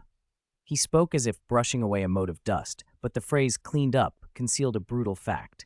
An ancient race had been reduced to cosmic dust at the Emperor's will. Yniad and Qiao listened with awe. This was one of the galaxy's greatest forces, erased with a single gesture. Their Eldar had made the right choice in pledging to Axis. Otherwise, they too might have been snuffed out. "Father-in-law, will you not visit this world again?" Axis asked. We have done enough for this world. My counterpart has recovered. The Tyranids and the remaining orcs are his problem. He will manage." The World King God nodded. Axis understood and did not press further. "Then let us prepare to depart." Axis drew a deep breath. The immense divine power within him surged. He spread his arms, and an invisible law of space quivered under his will. A colossal spatial passage shimmered into being before the fleet, a maw of deep blue light with strange interdimensional lights dancing within it. This tunnel was vast. After all, this was the first time he was moving an entire armada. Fortunately, Axis had already reached the single universe tier, and relocating a fleet to a parallel universe was within his capacity. Once the rift yawned, the Eldar ships entered together. Hours later, as the last warship slipped into the passage, Axis turned to the Emperor and the two Kashas. Kasha of the 40K era stared toward the vanishing tunnel with complicated feelings, hope for her people's future, and a sorrow at leaving her homeland. Kasha of 30K squeezed her hand in silent comfort. The four of them exchanged a glance, then stepped into the rift. Before they left, the Emperor cast a divine light and sent a message to his counterpart in that world. Somewhere within the galaxy's space-time, the Emperor who had been leading humanity's counterattack felt an aura fall away. His counterpart had vanished, and he received the final message from the other Emperor. The space Necron race had been exterminated. Humanity no longer needed to fear the Necrons. The Emperor also transmitted information about the Great Devourer. The Great Devourer and the four Chaos Gods were the primary threats remaining in that universe. The 40K Emperor, Neos, who stood with Guilliman and Rogel Dorn discussing strategy, looked up into the void as if sensing something. A flash of light crossed his eyes, then softened into understanding and relief. "Father?" Guilliman noticed the Emperor's odd behavior. "They are gone, completely gone," Neos said, voice threaded with emotion. "They took the last embers of the Eldar and returned to their own world. So we've lost a powerful ally. They won't be coming back?" Rogel Dorn asked. "We owe them too much," Guilliman said quietly. "They won't return, but they have done more than enough. I have awakened. I will find every loyal Gene Seed Primarch and lead you in battle once more. The Necron threat is removed, but a new danger approaches in a few centuries. We must prepare." Guilliman and Rogel Dorn exchanged looks, complex and solemn. Axis and that incomprehensibly powerful father from another universe had been saviors, reviving the Emperor, sealing and repairing the webway, annihilating or crippling the Necrons, and taking the Eldar away to remove a major hidden danger. Now they were gone, leaving behind an Imperium scarred but reborn, able to stride forward with its head held high. "My children." The 40K Emperor rose and walked to the window of the great flagship. "What they have given us is opportunity, the chance to seize our fate anew. That fate must ultimately be carried by us. Issue orders, Phase 2 of the Indomitus Crusade, cleanse all remaining Xenos threats within the galaxy. We march to resurrect the Lion and clear the way for the incoming visitors, the Great Devourer." His voice was firm, radiating renewed resolve and strength. Guilliman and Rogel Dorn straightened, eyes alight with battle fervor. "Yes, Father." When the Eldar fleet crossed the cosmic barrier and arrived in the universe Axis had chosen, they found themselves in an unfamiliar star system. This place lay tens of millions of light years from the galaxy they had left, a system comparable in scale to a galaxy itself. There were other intelligent species here, but none held hegemonic dominance. It was a place where the Eldar could live quietly and in peace. Yniad was to accompany Axis into the underworld and become the World King God of the dead. The Laughing God was to lead the people in Yniad's absence. Standing on the flagship's bridge, Yniad could feel the resonance between this universe and his death divinity. He cradled the fruit of God that had nourished him. Now the moment had come. Consume it and transcend into a full world king god, surpassing even the chaos gods and taking on a true divine form. Axis had also provided him with a large quantity of first-generation spirit tree fruit to prepare his divine body. Yniad no longer hesitated. He swallowed the fruit of God in one gulp. Boom! An unfathomable surge of divine light burst from him. The gray fabric of the underworld universe seemed to have had a star thrown into it. Life-giving power fused with Yniad's death authority and transmuted. Terrifying divine energy raced through his form, reforging bone and cell, amplifying spirit. His shape lengthened and solidified, evolving toward a higher dimensional existence, the form of a world king god. At the heart of the light, an enormous star condensed, a deep, dark gold sphere etched with esoteric runes, radiating the authority of ruling reincarnation, the underworld world king god star. It slowly took shape alongside Yniad's divinity, immediately becoming the core of the underworld. Countless nascent rule veins radiated outward, laying a foundation of divine law for the realm of the dead. On the edge of the underworld, the ethereal figure of the life goddess Aisha watched the birth of her new neighbor with a gentle smile. The two life goddesses lent their world king god power to help Yniad absorb the fruit of God and grasp the nature of the world king god. The prototypes of the underworld and the abyss finally had rulers. Truthfully, the Eldar life goddesses had little love for Khorne. It was the Eldar death god who was their true kin. Axis observed everything with satisfaction, feeling his cosmic rules settle into firmer shape. This universe finally had order. Lord Axis, thank you for your nurture and grace. From this day forth, I, Yniad, shall be your world king god, steward of the underworld, Yniad declared, kneeling on one knee before Axis. This was the highest of honors. He now stood far above the chaos gods in power. Returning to his own universe, he could annihilate Slaanesh outright. The other three chaos gods might not be killable by him, but Slaanesh would certainly fall. He sensed Slaanesh somewhere in this universe, though the other three chaos gods here seemed weakened, even sealed, perhaps by Axis. Yniad dared not ask. Yniad, the underworld needs order. You must build a paradise that admits only the most righteous souls. Souls of merit will be reborn as top-tier intelligent species. Those without merit will be transformed into ordinary intelligent life where appropriate. The sinful must be reborn as animals or powerless creatures. Establish this system and appoint a rightful king of hell on each world. Choose famous natives of each planet. Do not appoint Eldar in their place. Govern impartially. Do you understand? Axis said, his tone weighty. Yniad understood the gravity. Among the 5 world king gods under Axis, besides the great world king god Emperor who was human, one was a former chaos god, and the remaining 3 originated as Eldar deities. Please trust me, Lord Axis. I will not bend the laws for personal gain. I will rule impartially and will not favor any race. Good, Axis nodded. The 2 Eldar life goddesses and the laughing god Chao Gauchi soon arrived to offer congratulations. Congratulations, Death God, they said. Please note my new title. I am no longer merely an Eldar spirit. I am a world king god of the underworld. Lord Axis is above all. I am a deity of the cosmos, Yniad replied proudly. Haha, well spoken, god of the underworld, Chao Gauchi crowed. We must develop this universe well. Axis smiled in satisfaction. With 4 world king gods already in place, this universe surpassed many Warhammer parallel universes in potential. World king gods accelerated evolution in unimaginable ways. The business is concluded. Now it is time to see the new world you spoke of, the Emperor said. When shall we leave? Won't you visit the Imperium once more? Axis asked. There's no need. I have entrusted the Imperium to Guilliman, Rogaldorn, Lion, Sanguinius, Russ, and the others. Unless humanity faces existential annihilation, I will not interfere again. I told you long ago, I am not one who likes to manage affairs. I prefer to be a hands-off elder, like you. Circumstances once forced me forward, but otherwise I would have kept to myself. Neos had slipped back into his true nature, a weary adventurer who preferred the rear lines. Axis laughed and patted his old father-in-law's shoulder. Retirement, it seemed, suited him. Then let us depart now. This time, it will be just the 2 of us. We won't bring Kasha and the others, Axis said. Exploring a new universe could be unpredictable and dangerous. The two Kashas still needed to consume the fruit of God and strengthen their bodies.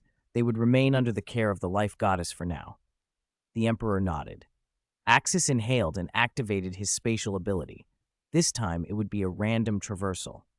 As the spatial rift opened, Axis and the Emperor plunged through, and Axis sealed the portal behind them.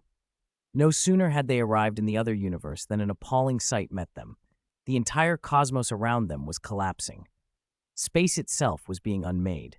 A towering figure in golden armor stood at the center of the destruction.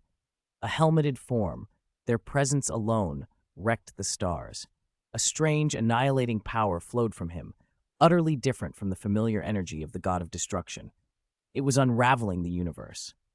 Damn it, Axis swore. The universe began with a bang. No gradual decay, no subtle disorder. This was direct cosmic annihilation. The figure in golden armor was uncanny, about 2.5 meters tall, face hidden behind a strange mask with two unblinking red halos where his eyes should have been.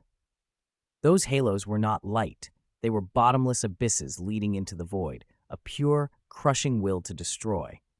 Meeting them felt like having your soul frozen. The presence radiating from him pressed down on Axis harder than anything he'd felt before, stronger even than Lord Beerus. Damn, had he stumbled into this right after transmigrating? Who was this? He didn't look unknown. Axis, what's going on? That man gives me a very bad feeling. The Emperor spoke up, his own unease clear. The armored figure's oppressive aura made it feel like a single strike could annihilate them entirely.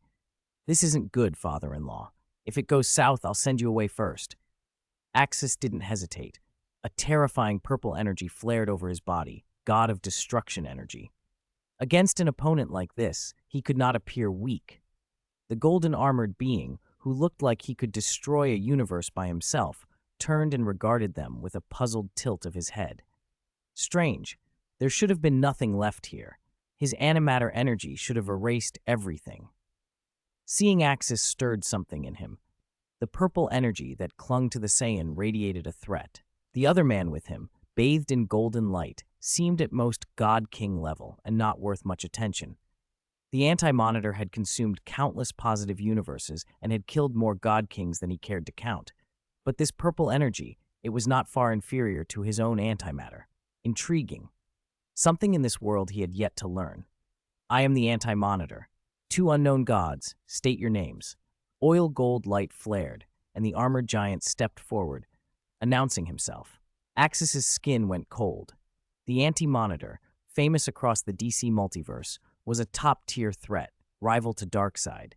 Legends called him the son of a creation goddess, a being whose stature matched the All-King, a forger of multiverses.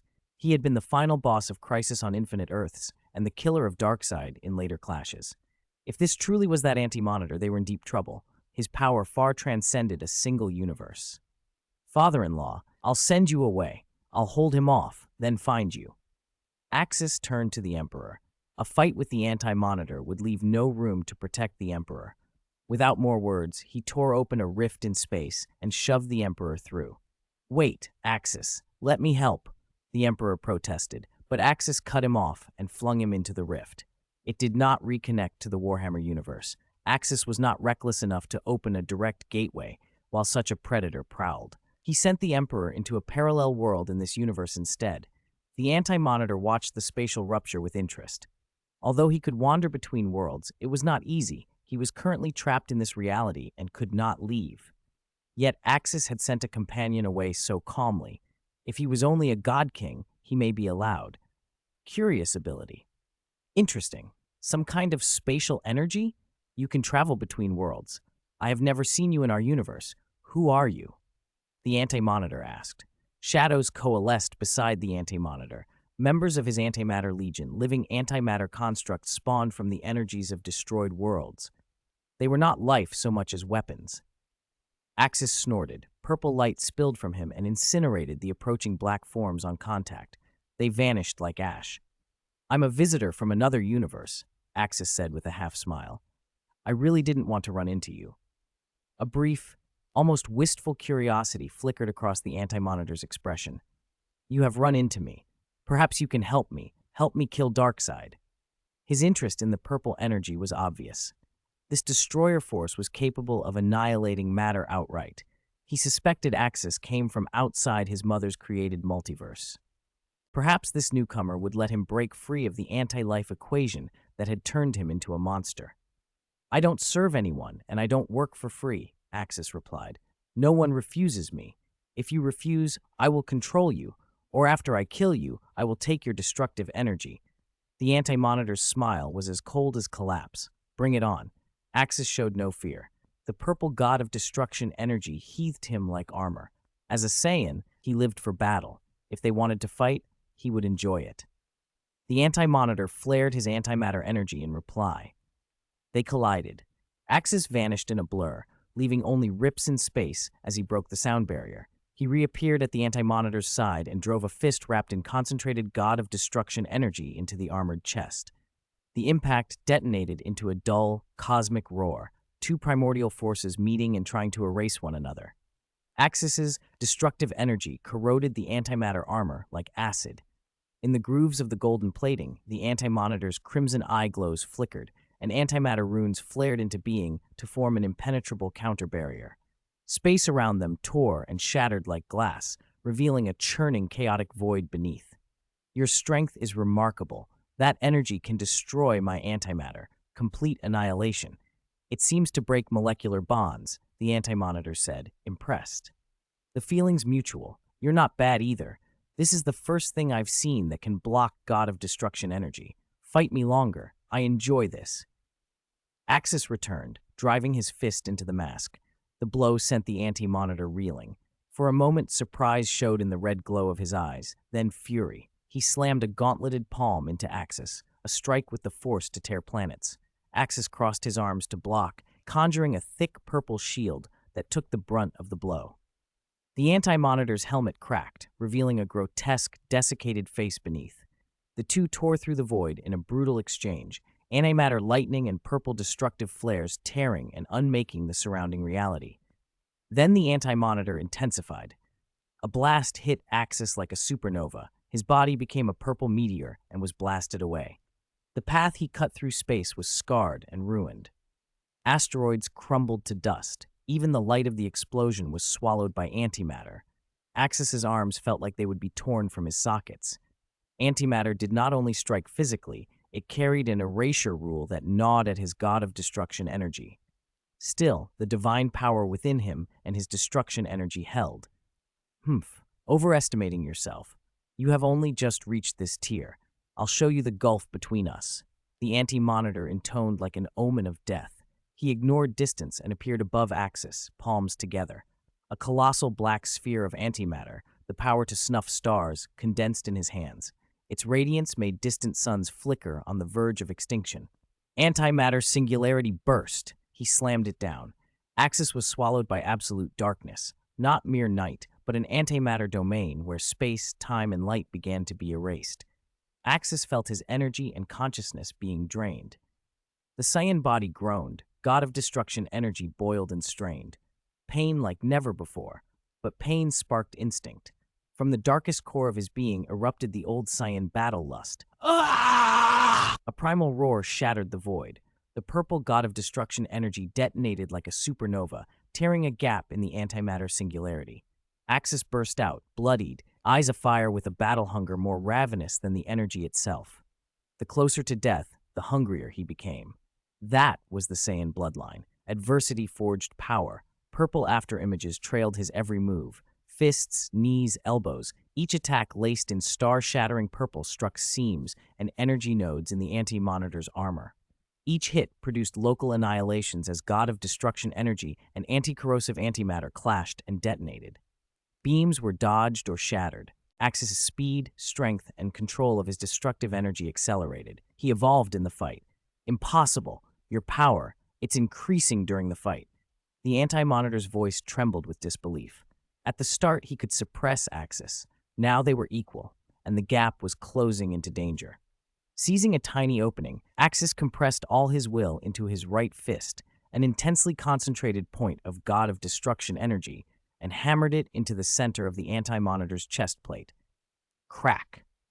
A faint, clear fracture cracked the indestructible armor for the first time. Dark red energy seeped from the wound like blood. Taking advantage of the stagger, Axis produced a perfect spirit tree fruit and ate it. Before crossing over, he'd planted 2 planets with such fruits. They healed and restored him. Flesh sealed and energy surged back. Somewhere in the void, hidden within the shadows, a cloaked figure watched the duel.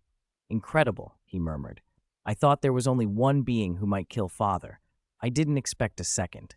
The contest escalated. The Anti-Monitor howled and for the first time was shoved backward by concentrated destruction. The crimson of his eyes flared. Antimatter thickened, almost becoming solid. "I will defeat you, outsider." He spread his arms and the cosmic background dimmed.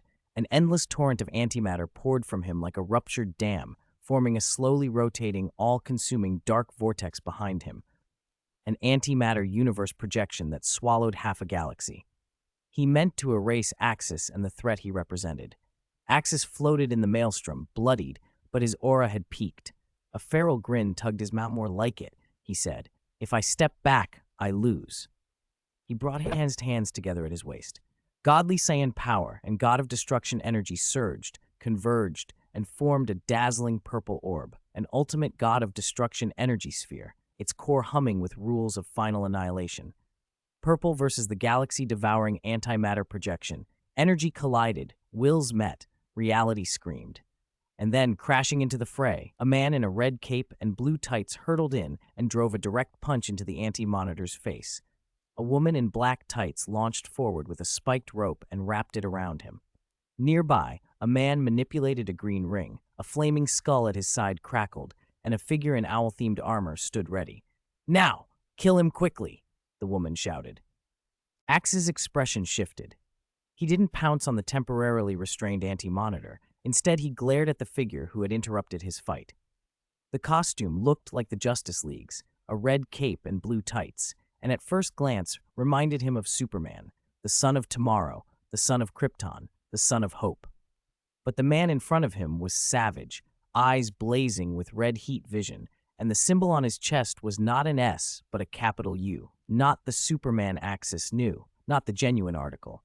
Beside him stood a woman in a black, skin-tight uniform holding an unfamiliar lasso. She looked like Wonder Woman, but wasn't. There was no round shield or sword, and her lasso didn't have the usual thorns. Still, she was massively strong. She had physically pinned the Anti-Monitor and even wounded him. Axis felt the brute force in her body. It might even exceed his own. Comics really didn't exaggerate Superman's strength, even if this wasn't the Superman he expected. "What are you standing around for? Help us finish him. We'll take him down together." The Ultraman, who had wrapped himself around the Anti-Monitor, barked at Axis. He sounded furious and desperate. This was the chance they'd been waiting for. He had been ready to flee his dying world. He hadn't expected anyone who could trade blows with the Anti-Monitor. "Get back! We shouldn't have come out. We should have hid. This is terrifying." The man with the green ring whimpered, pure fear in his voice. "Shut up," someone snapped. The ring actually seemed to curse and then take control of the man. It moved his limbs as if the ring were the real wielder and the man merely a vessel. Once free, the ring poured forth countless green constructs, forming monstrous shapes and launching them at the Anti-Monitor. A flaming skull flew forward too, hurling a torrent of hellfire. "Who gave you permission to act? Who told you to interfere with our fight?" Axis snorted. Science loved fighting. The thing they despised most was an interruption. The others were stunned. To them, this was the moment to crush the destroyer of their world. But Axis was annoyed they'd ruined a good fight. Then Axis moved. He charged Ultraman, threw a punch that sent him sprawling, kicked the flaming skull away, and shaped his purple God of Destruction energy into a blade that cut the black-clad woman's lasso clean through, freeing the Anti-Monitor. He struck and shattered the green construct monsters as well. "You crazy? We came to help you," the knocked-back Ultraman shouted. "We're here to help you, not your enemy," the black-uniformed woman said calmly. The Anti-Monitor, freed, simply chuckled. Death had little meaning to him. Each time he died, he returned to the 6th dimension and was reborn. He and his 3 brothers were scions of the creator goddess, effectively immortal. "Interesting," he mused. "I thought I was done for, You interrupted a fight I was enjoying. Don't be mistaken. I'm still your enemy, Axis said. I want to kill you, but I don't team up. I fight alone. You don't know what you're passing up. This was a perfect chance, Ultraman snapped. Quiet, Cal, said a man in an owl-themed costume from the shadows. He'd been watching since the battle began. If he wants to fight alone, we won't interfere. Run, run, the green ring puppet cried. Several companions shot venomous looks at him and silenced him. Don't mind him, the black-clad woman said, moving closer to Axis. He's called Power Ring, but the ring is actually our member. He's just a puppet. She regarded Axis like someone considering fate and destiny. He was, by all appearances, frighteningly strong. Axis looked them over. Who are you? Ultraman? Superwoman? Owlman? He didn't know the name Power Ring, and the green constructs had a wrongness to them, like the Sinestro Corps' constructs, but green, an anti-energy that felt like the opposite of hope. The woman smiled slightly. I am Princess of the Amazons, but not your Wonder Woman. Call me Superwoman. My name is Lois. Lois Lane? Axis couldn't help the incredulous tone. Wonder Woman merged with Lois Lane? Superwoman cocked her head. Lois, you don't seem from this universe, she noted. That golden guy beside you proves you can move between universes. That's formidable. The red-caped figure wiped blood from his mouth. My name isn't Superman. I'm Ultraman, Kryptonian, the Cal bloodline, the Power family. The owl-masked man added, I was born in Gotham. I'm not the Dark Knight. I'm Owlman, ruler of Gotham, or I used to be. Axis took it in, an alternate Justice League, but all twisted. The hopeful Cal family was the Power family. The Amazon princess had become Lois Lane. Hal Jordan, the Green Lantern analog, was a trembling puppet to his ring. And the flaming skull? I am Deathstorm, the skull said. I manipulate transatomic structure. Transatomic? I thought you were just fire, Axis snorted. You've been doing flames so far. The anti-monitor shrugged, uninterested in their identities. He turned to Axis. Outsider, this is a golden opportunity. Will you join me? Axis put his hands on his hips. I want to fight you, kill you, or be killed. The anti-monitor's eyes gleamed. You're a pure warrior. I am bound by something. I am not at full power. If you help me become whole, if you allow me to reclaim the rest of the anti-life equation, my strength will increase exponentially. Dare you face the complete me? No, Ultraman interjected at once. Don't agree. He's already strong enough. Axis considered. He liked fighting, but he wasn't a fool. You're wrong if you think I'm some mindless fighter. If you want to get stronger, do it yourself. I won't help. That figure is tempting him, Owlman said under his breath, already strategizing. The anti-monitor was offering nothing concrete, only promises. It stank of manipulation. The anti-monitor frowned. It would be a pity, but suit yourself. I will separate from the anti-life equation on my own. At those words, Axis's interest sharpened. The anti-life equation, Darkseid's ultimate obsession, the device that could command all sentient beings, had just been spoken aloud. A Darkseid war was brewing. Axis knew the rough outline from comic plots. When Anti-Monitor and Darkseid clashed, whole universes were at stake. How will you detach it? Axis asked. If the anti-life equation was real and transferable, he wanted to know how it worked and how dangerous it was. Curious, the Anti-Monitor admitted. Even you, a powerful being, are tempted. The equation is dangerous. It made me its slave. I don't even hold the full thing, only half. The equation and Darkseid's Omega power are linked. If Darkseid dies and releases his divine power, I can pull the equation out. I could even help you seize Darkseid's Omega if you join me. Owlman's eyes went hard. Don't cooperate with him. It's a lie. He promises power and gives only chains. Axis felt the tug of temptation. The thought of more power was compelling, but Owlman's words made sense. The Anti-Monitor had been offering a free boost that smelled of a trap. Darkseid, the DC Universe's pinnacle of tyranny, had an Omega effect that could be catastrophic. In some versions, he was multiversal. Axis had no desire to become a pawn in either god's game. You can team with us, Owlman suggested instead. We'll trap Darkseid in another universe, stop him from escaping, and then deal with the Anti-Monitor. Gather more information about the equation before you chase it. Axis waited for a heartbeat, then nodded. It was wiser to side with these rogues for now and leave this doomed universe. The Anti-Monitor shrugged. Do as you will. You'll regret it, or maybe you won't. He turned away, plotting other moves. His original plan to take down Darkseid first still stood. Axis fell in with the alternate league. They traveled to a broken world, a ruined Earth stripped bare by antimatter energy still sweeping the cosmos. It was beyond salvage. Axis had decided not to press the attack. Even if his god of destruction energy could obliterate the anti-monitor physically, the demon would simply rebirth in the sixth dimension. There were forces beyond killing. They landed among rubble and scarred spires. A bolt of red lightning streaked toward them. The newcomer's costume resembled the Flash, but twisted. Beside him stood a bound, masked prisoner and a one-handed Aquaman with a grim look. "How did it go? Did you kill the anti-monitor? Who's this?" asked the red-speeded man. "Owlman, this is Johnny Quick and Sea King," Owlman replied. He gestured. "This is our new recruit." "Call me Broly," Axis cut in, choosing a false name. The DC multiverse was dangerous enough. He hadn't meant to give his real name away. "Hello, Broly," Owlman said. "We're about to go through a portal to another universe. Once we arrive, we'll talk about you joining officially." Sea King, the one-handed Aquaman, gave Axis a long look. "So the anti-monitor, dead?" "No," Owlman answered. "Broly's power is incredible. He fought the anti-monitor to a standstill, but he couldn't finish him, so we reached a temporary truce." Johnny Quick whistled. "He fought him to a draw? He's stronger than Ultraman?" Ultraman's jaw tightened. He didn't want to concede leadership.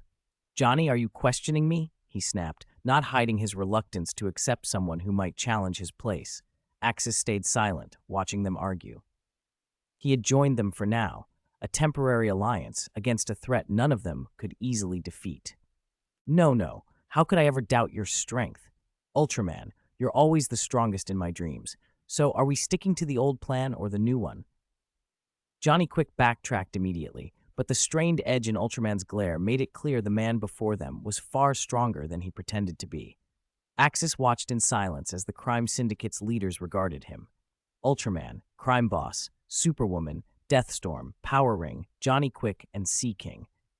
Axis noticed the smug, confident smile on Ultraman's face, an ego that still wouldn't dare fully lash out in front of them. "I'm just a little weak at the moment," Ultraman said. "I've been under the light of a yellow star recently. It saps me. If I can absorb enough kryptonite, stones from my world, my cells will recharge and I'll be unstoppable. I'm the strongest." Axis blinked. Since when did a Superman type draw weakness from a yellow sun and power from kryptonite? The universe always had strange rules. Here, they were reversed. He asked, "What about red or blue stars?" "Red star radiation doesn't affect me either way," Ultraman answered. He then introduced them. "This is the crime syndicate. Our goal is to rule. Crime Boss, Superwoman, and I are the three leaders. The rest are key members. If you want, you can be the fourth leader." Johnny Quick chimed in. "You forgot my little darling. He's in another world, waiting for us." "You're not forgotten." Ultraman shot Johnny a look, and Johnny shut up. Crime Boss explained their target world, a mirror of their own where everything was inverted. Justice revered, police trusted, criminals punished. His old butler Alfred had managed to send messages across worlds. They had some influence there. Axis nodded inwardly. A trip to that normal world might be useful. As he looked over the group, he noticed a bound prisoner off to the side. Hands tied, mouth gagged, hood over his head. To anyone without Axis's keen divine observation, the prisoner might have seemed merely mortal. But Axis felt something peculiar buried inside him. "Who's that? One of yours?" Axis asked casually. "Don't underestimate him," Crime Boss said, lowering his voice. "He's the most dangerous member we've ever captured. He killed over 100 of our old members. After he kills someone, he can steal their powers. We went to great lengths to capture him." Ultraman and Superwoman shot Crime Boss sharp looks. This was information they'd preferred to keep. But Crime Boss kept talking. Axis's face betrayed interest. "That's incredible. After killing someone, he takes their power?" "Anything," Axis asked. The ability sounded like a broken rule of the multiverse, death plunder. The more he killed, the more he would accumulate. "Anything," Johnny Quick said. "If he kills me, he gets the Speed Force. He can take Ultraman's heat vision, his strength, Deathstorm's molecular control, everything. He won't get my power. I'll kill him first," Ultraman snorted, though his eyes watched the prisoner with wary respect. "You've defeated him before," Crime Boss pointed out. But each time the gap narrowed, the last fight ended in a stalemate. If not for Superwoman's lasso of submission, we never would have caught him. Axis spoke up. Why keep him at all? If his goal is to kill you and take your powers, shouldn't you kill him first? Johnny Quick shrugged and gave Axis a thumbs up. Same thought here, but the bosses are stubborn. We keep him as a secret weapon, Ultraman said. You saw what we faced. If we release him at the right moment, he could handle the anti-monitor. He's controllable by Superwoman's lasso, Crime Boss added. He's still mortal. His transformation requires a magic word. Axis's mind sharpened. If the power required a wizard's word like Shazam, maybe it could be countered or manipulated.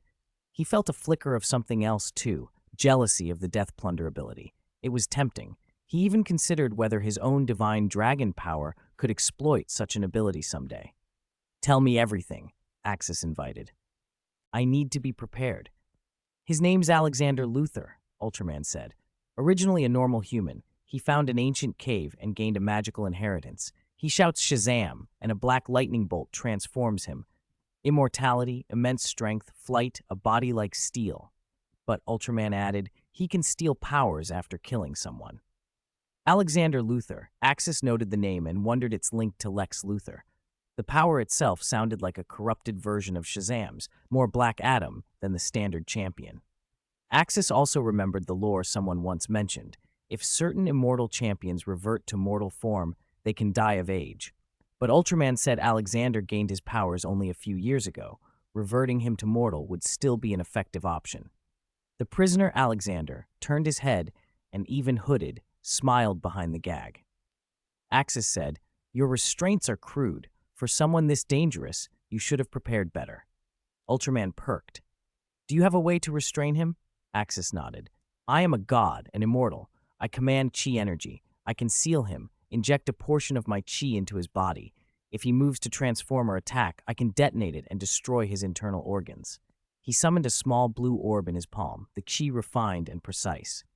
At that moment, Superwoman's expression shifted. Her eyes flicked involuntarily to Alexander. Axis and Owlman, nearby, registered the glance. Axis's divine senses also registered another detail. Superwoman was pregnant. Who the father might be was a private question, but the knowledge hung in the air like an unspoken secret. Don't be reckless. He's powerful, Superwoman warned. Axis only smiled. Even at his best, he's not a match for me.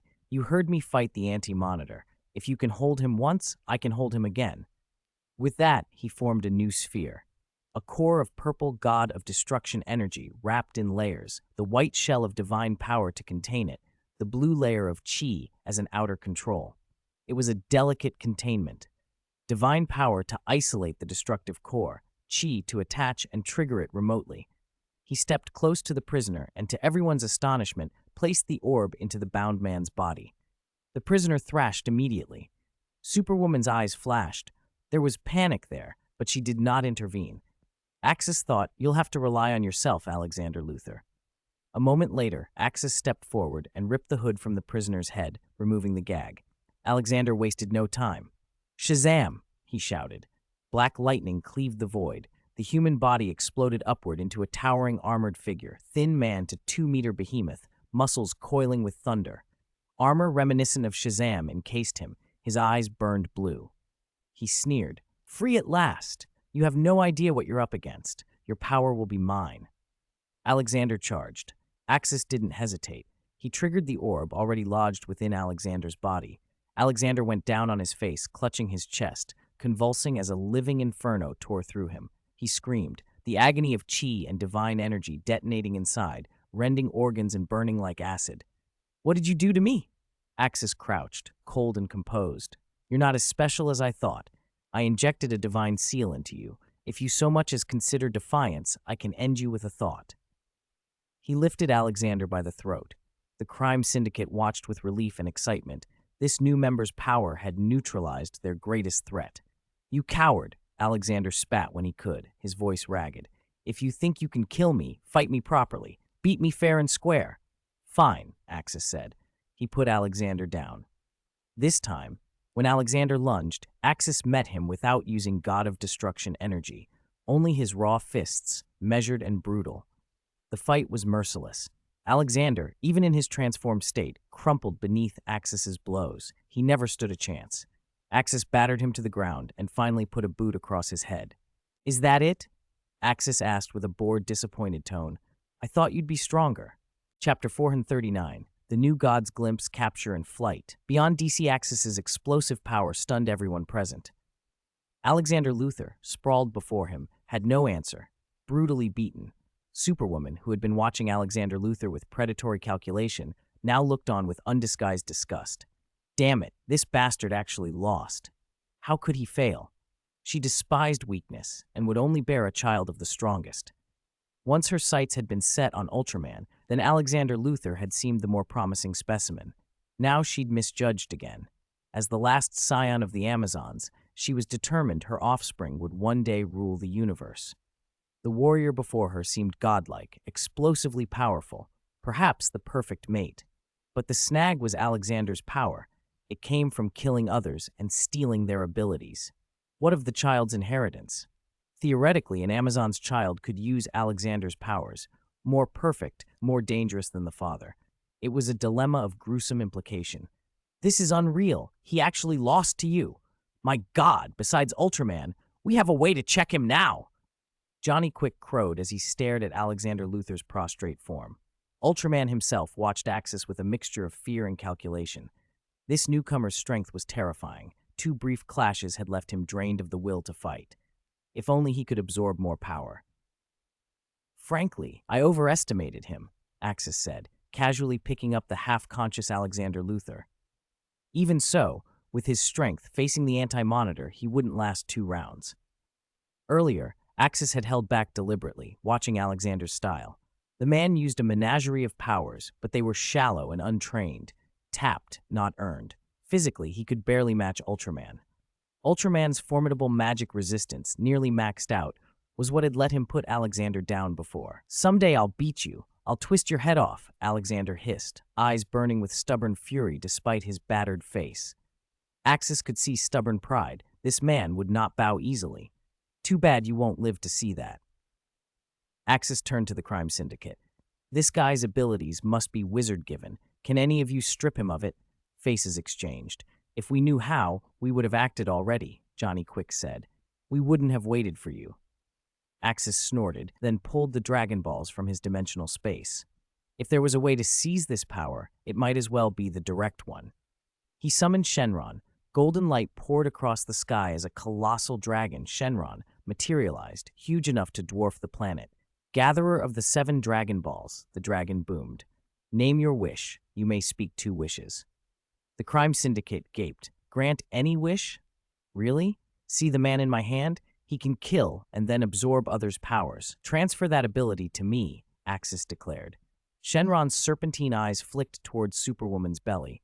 "Simple wish," he rumbled, "but there's a better option. That woman's unborn child has an even stronger version of this ability." Superwoman recoiled and covered her stomach. Ultraman's expression went suddenly ugly. His X-ray vision had shown the unformed life inside her. Owlman's voice cut in cold. "Ultraman, she's been using you all along. The child is Alexander Luthor's." Shenron added quietly and only into Axis's mind what others could not hear. This unborn child was tied to Darkseid. The child could, by speaking a name, draw in divine power, power even beyond the father's. The child had no self-awareness. Functionally, he was a backup for Darkseid, capable of recalling divine power after Darkseid's death and facilitating Darkseid's rebirth. This child's existence was integral to a larger, darker plan. Axis's jaw tightened. "If I take that child's power, will I be taken over by Darkseid?" Shenron answered, revealing more. Darkseid's daughter Grail had watched Axis's fight with Anti-Monitor. Grail's purpose, tied to the plan forming around the child, was a pivot. She would help free or deliver that power so that Darkseid might obtain the anti-life equation. The New 52 universe remembered pre-reboot events. Darkseid's reach and schemes were multiversal. "Master, leave this world," Shenron warned. "Use your departure ability. Darkseid's machinations have already marked you." Axis hesitated. He'd just sent Neos, Huang Laohan, away and didn't know where. Shenron offered a solution. He could send Huang Laohan to a random world where Axis could then find him. Axis resolved to act according to Shenron's advice. He asked which power to take, the father's or the unborn child's. Shenron advised against the child. The child's ability was stronger, but entwined with Darkseid. Taking it would risk becoming entangled in Darkseid's destiny. Alexander's power, weaker but clean, could be safely absorbed by Axis and later used as he saw fit. Also, do not harm the child. The moment the child was attacked, Darkseid would be alerted. It was likely the Syndicate members would die soon after relocating to another universe, at which point Darkseid's main body might descend, die at Anti-Monitor's hands, and use the child to seize anti-life and other divine forces. Understood, Axis said. First wish, transfer this man's abilities to me. Second wish, send Nios to another universe. Shenron glowed crimson. Black lightning snaked from Alexander Luthor into Axis, imbuing Axis with Alexander's transformation ability, an invocation of Shazam in a different flavor, a killing-to-absorb function. Axis gained the one essential trait Alexander had: take a life, take its power. Alexander, now emptied, was promptly smashed by an enraged Ultraman's fist for his betrayal. Shenron then fulfilled the second wish and flung Neos, Huang Laohan, into a random universe. Poor Huang Laohan had just transmigrated and was thrown away again. After the wishes, Shenron reverted to stone. Axis learned the Dragon Balls needed time to recharge, and that captured information had drained Shenron's power. Superwoman exhaled in relief. She'd feared Axis would take her child's power. Owlman sneered that he'd expected Axis might prefer the unborn child's ability. Axis dismissed that, saying he wouldn't stoop to stealing an infant's power and that it was time to leave. "Let's go," Owlman said. "My man Alfred will open a boom tube. We just need to connect." A rippling blue conduit opened, a boom tube linking to another universe. Ultraman and Superwoman were first through. Ultraman planned to finish both mother and unborn child once they were safe. As everyone moved into the tunnel, a crimson beam curved through space and locked on Axis. He felt it in his bones, an erasure power. This was an Omega Beam, a technique that could wipe a being from existence. For a moment, Axis thought Darkseid himself had fired. Without hesitation, Axis shoved Ultraman aside and put himself between the beam and the others. The Omega Beam struck Ultraman, who screamed and fell to his knees, shaken but not erased. This beam had not been unleashed at full power. A woman in black armor stepped forward, gray skin, crimson eyes, holding a huge scimitar-like axe. "Don't be so eager to leave, visitor from another universe," she said. "There are things I want to discuss." "Grail," Axis guessed aloud, his body wreathed in God of Destruction energy. The DC universe truly was dangerous enough to be lethal. He had already decided he would not stay. "I meant to stop you leaving," Grail said, voice flat. "Otherwise she nodded toward Ultraman and the others, would already be dust. I did not use my full Omega Beam." Axis chose not to parley. "Your plan was obvious to Darkseid long ago. You're only a pawn." He activated his departure ability and opened a passage. Grail lunged. Axis threw a punch. In the scuffle, both of them tumbled into the spatial rift together, and Ultraman, caught in the momentum, was dragged in with them. The boom tube's blue light swallowed them as the crime syndicate fled into another universe, leaving a dangerous knot of fate tied to Darkseid to unravel in their wake. Ultraman, badly wounded but still clinging to life, lunged toward the spatial tunnel Axis had torn open the moment he saw it. Staying meant certain death. Inside the rift, Axis seized Grell by the throat and twisted her head away so she couldn't fire the Omega Beam again. What a nuisance. I never expected him to be able to follow, Axis thought, annoyed, but at least the rift had closed behind them, so Darkseid couldn't pursue. "I'm not your enemy. What do you mean by all this?" Grell asked, glaring at him. "Exactly what it sounds like," Axis said. "Your father, Darkseid, is more complicated than you think. I don't want to get involved. I just want out of your world." He looked at Ultraman clinging to his leg. "And you? When did you even get here?" Ultraman clung desperately. "Broly, I didn't betray you. Please, take me with you. Don't leave me." Using allies as shields was common in the crime syndicate. Axis had no real moral qualms about it. He barely tolerated Ultraman's grip. The rift snapped shut, and they tumbled through spatial turbulence for who knows how long. Axis had opened an especially long tunnel this time, and it had drained a huge chunk of his divine power. When they finally reappeared in another world, all three of them were sprawled and gasping. They had landed in a wide-open space. Thankfully, each of them had unusually tough bodies. Grell was Darkseid's daughter and an Amazonian demigod. Ultraman was a Superman analog, and Axis was a god-level Saiyan. Otherwise, the spatial storm would have shredded them. Grell's face went pale. She could no longer sense her original world at all. As an Amazon, she'd learned secret ways to traverse parallel universes and to sense and return to her home. But now she felt nothing. This place was utterly foreign. "Where is this? What did you bring me to?" she demanded, staring into Axis's red eyes. "Literally, you were trapped inside a world that's itself part of a multiverse built by a creator," Axis said. "I can travel between worlds. What you thought was leaving your world was only hopping between parallel universes inside the same cage. I've taken you out of that cage, well, into another one." He dusted himself off, and then his expression tightened. Color flared across his skin, red, gold, blue, purple, like some fusion, but it wasn't transformation so much as the godly power inside him running wild. The divine energy and his god of destruction power were surging as if ignited from within, about to explode. Axis slammed mental brakes on it, forcing down the pressure. If that power detonated inside him, he would be annihilated. Why did he always end up in worlds that wrecked him? First, the DC universe, then the Anti-Monitor, then Darkseid. He'd escaped, but had dragged 2 extra headaches along. There were forces in the DC multiverse: the Creator, the Presence, Great Evil Beast, Lucifer, Gabriel, far beyond even a Super Saiyan god to handle. Axis could feel the divine power threatening to combust, so he diverted everything he could into chi energy to suppress the eruption. For now, he couldn't open another portal. Ripping a spatial rift would demand divine power and might trigger an explosion. Grell wasn't the only one suffering. The Omega Effect, Darkseid's legacy, a new god's force, was also surging inside her. The Amazon sat cross-legged, panting, forcing the Omega down with sheer will, and Ultraman was changing too. Under this world's sun, his body began to wither visibly, shrinking from a 2-meter powerhouse to a gaunt 1.7-meter man almost instantly. My power is going to explode," Grell panted. "I feel like my whole body will burst." "I feel it too," Axis admitted grimly. "Suppress it, or we'll literally blow apart. I can't risk using much chi. I have to keep it stabilizing both divine and destruction energy. If I pull more, it could all collide and go nova." Ultraman was weak and trembling. "Please, Broly, push a moon or a satellite to block that sun.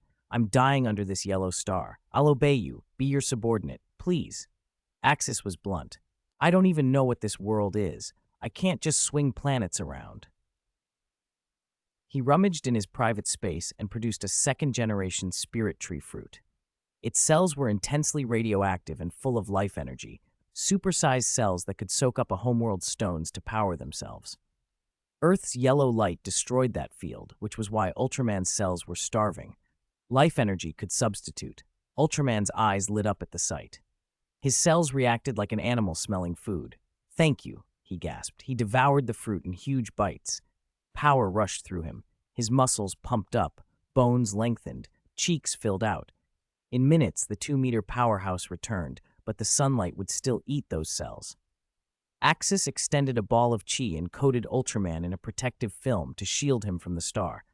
At the same time, risking another flare-up, Axis sealed a measured portion of his god of destruction energy and some godly chi into Ultraman's body. With that, Ultraman wouldn't be instantly crippled by this sun anymore. "I'm the strongest again," Ultraman shouted, regaining swagger. "How dare you leave me behind, Broly? Hand over more of those fruits and I might spare you." Axis snorted. "Typical villain. You've forgotten how I handled Alexander Luthor? I can restore you, or I can strip you down.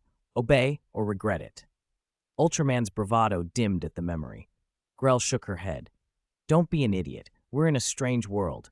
If we want to get home, we need this guy." Ultraman softened immediately. "I understand. I'll obey. Give me the fruit and the shield." Axis activated the energy he'd sealed in Ultraman, and the man screamed as Sunsting raked him briefly, enough to remind him he was in Axis's power. "Good," Axis said. "I'll supply you. 1 fruit will keep you going a long time. For now, I need your help with some missions in this world." Axis had other options he hadn't revealed. If he could hold out a year, he might be able to use Dragon Balls to cross universes. He wondered how Huang Lao Han was faring in this place. but for now, it was practical to secure an obedient, super-strong ally. Now Axix turned his attention back to Grell. Her lineage was potent.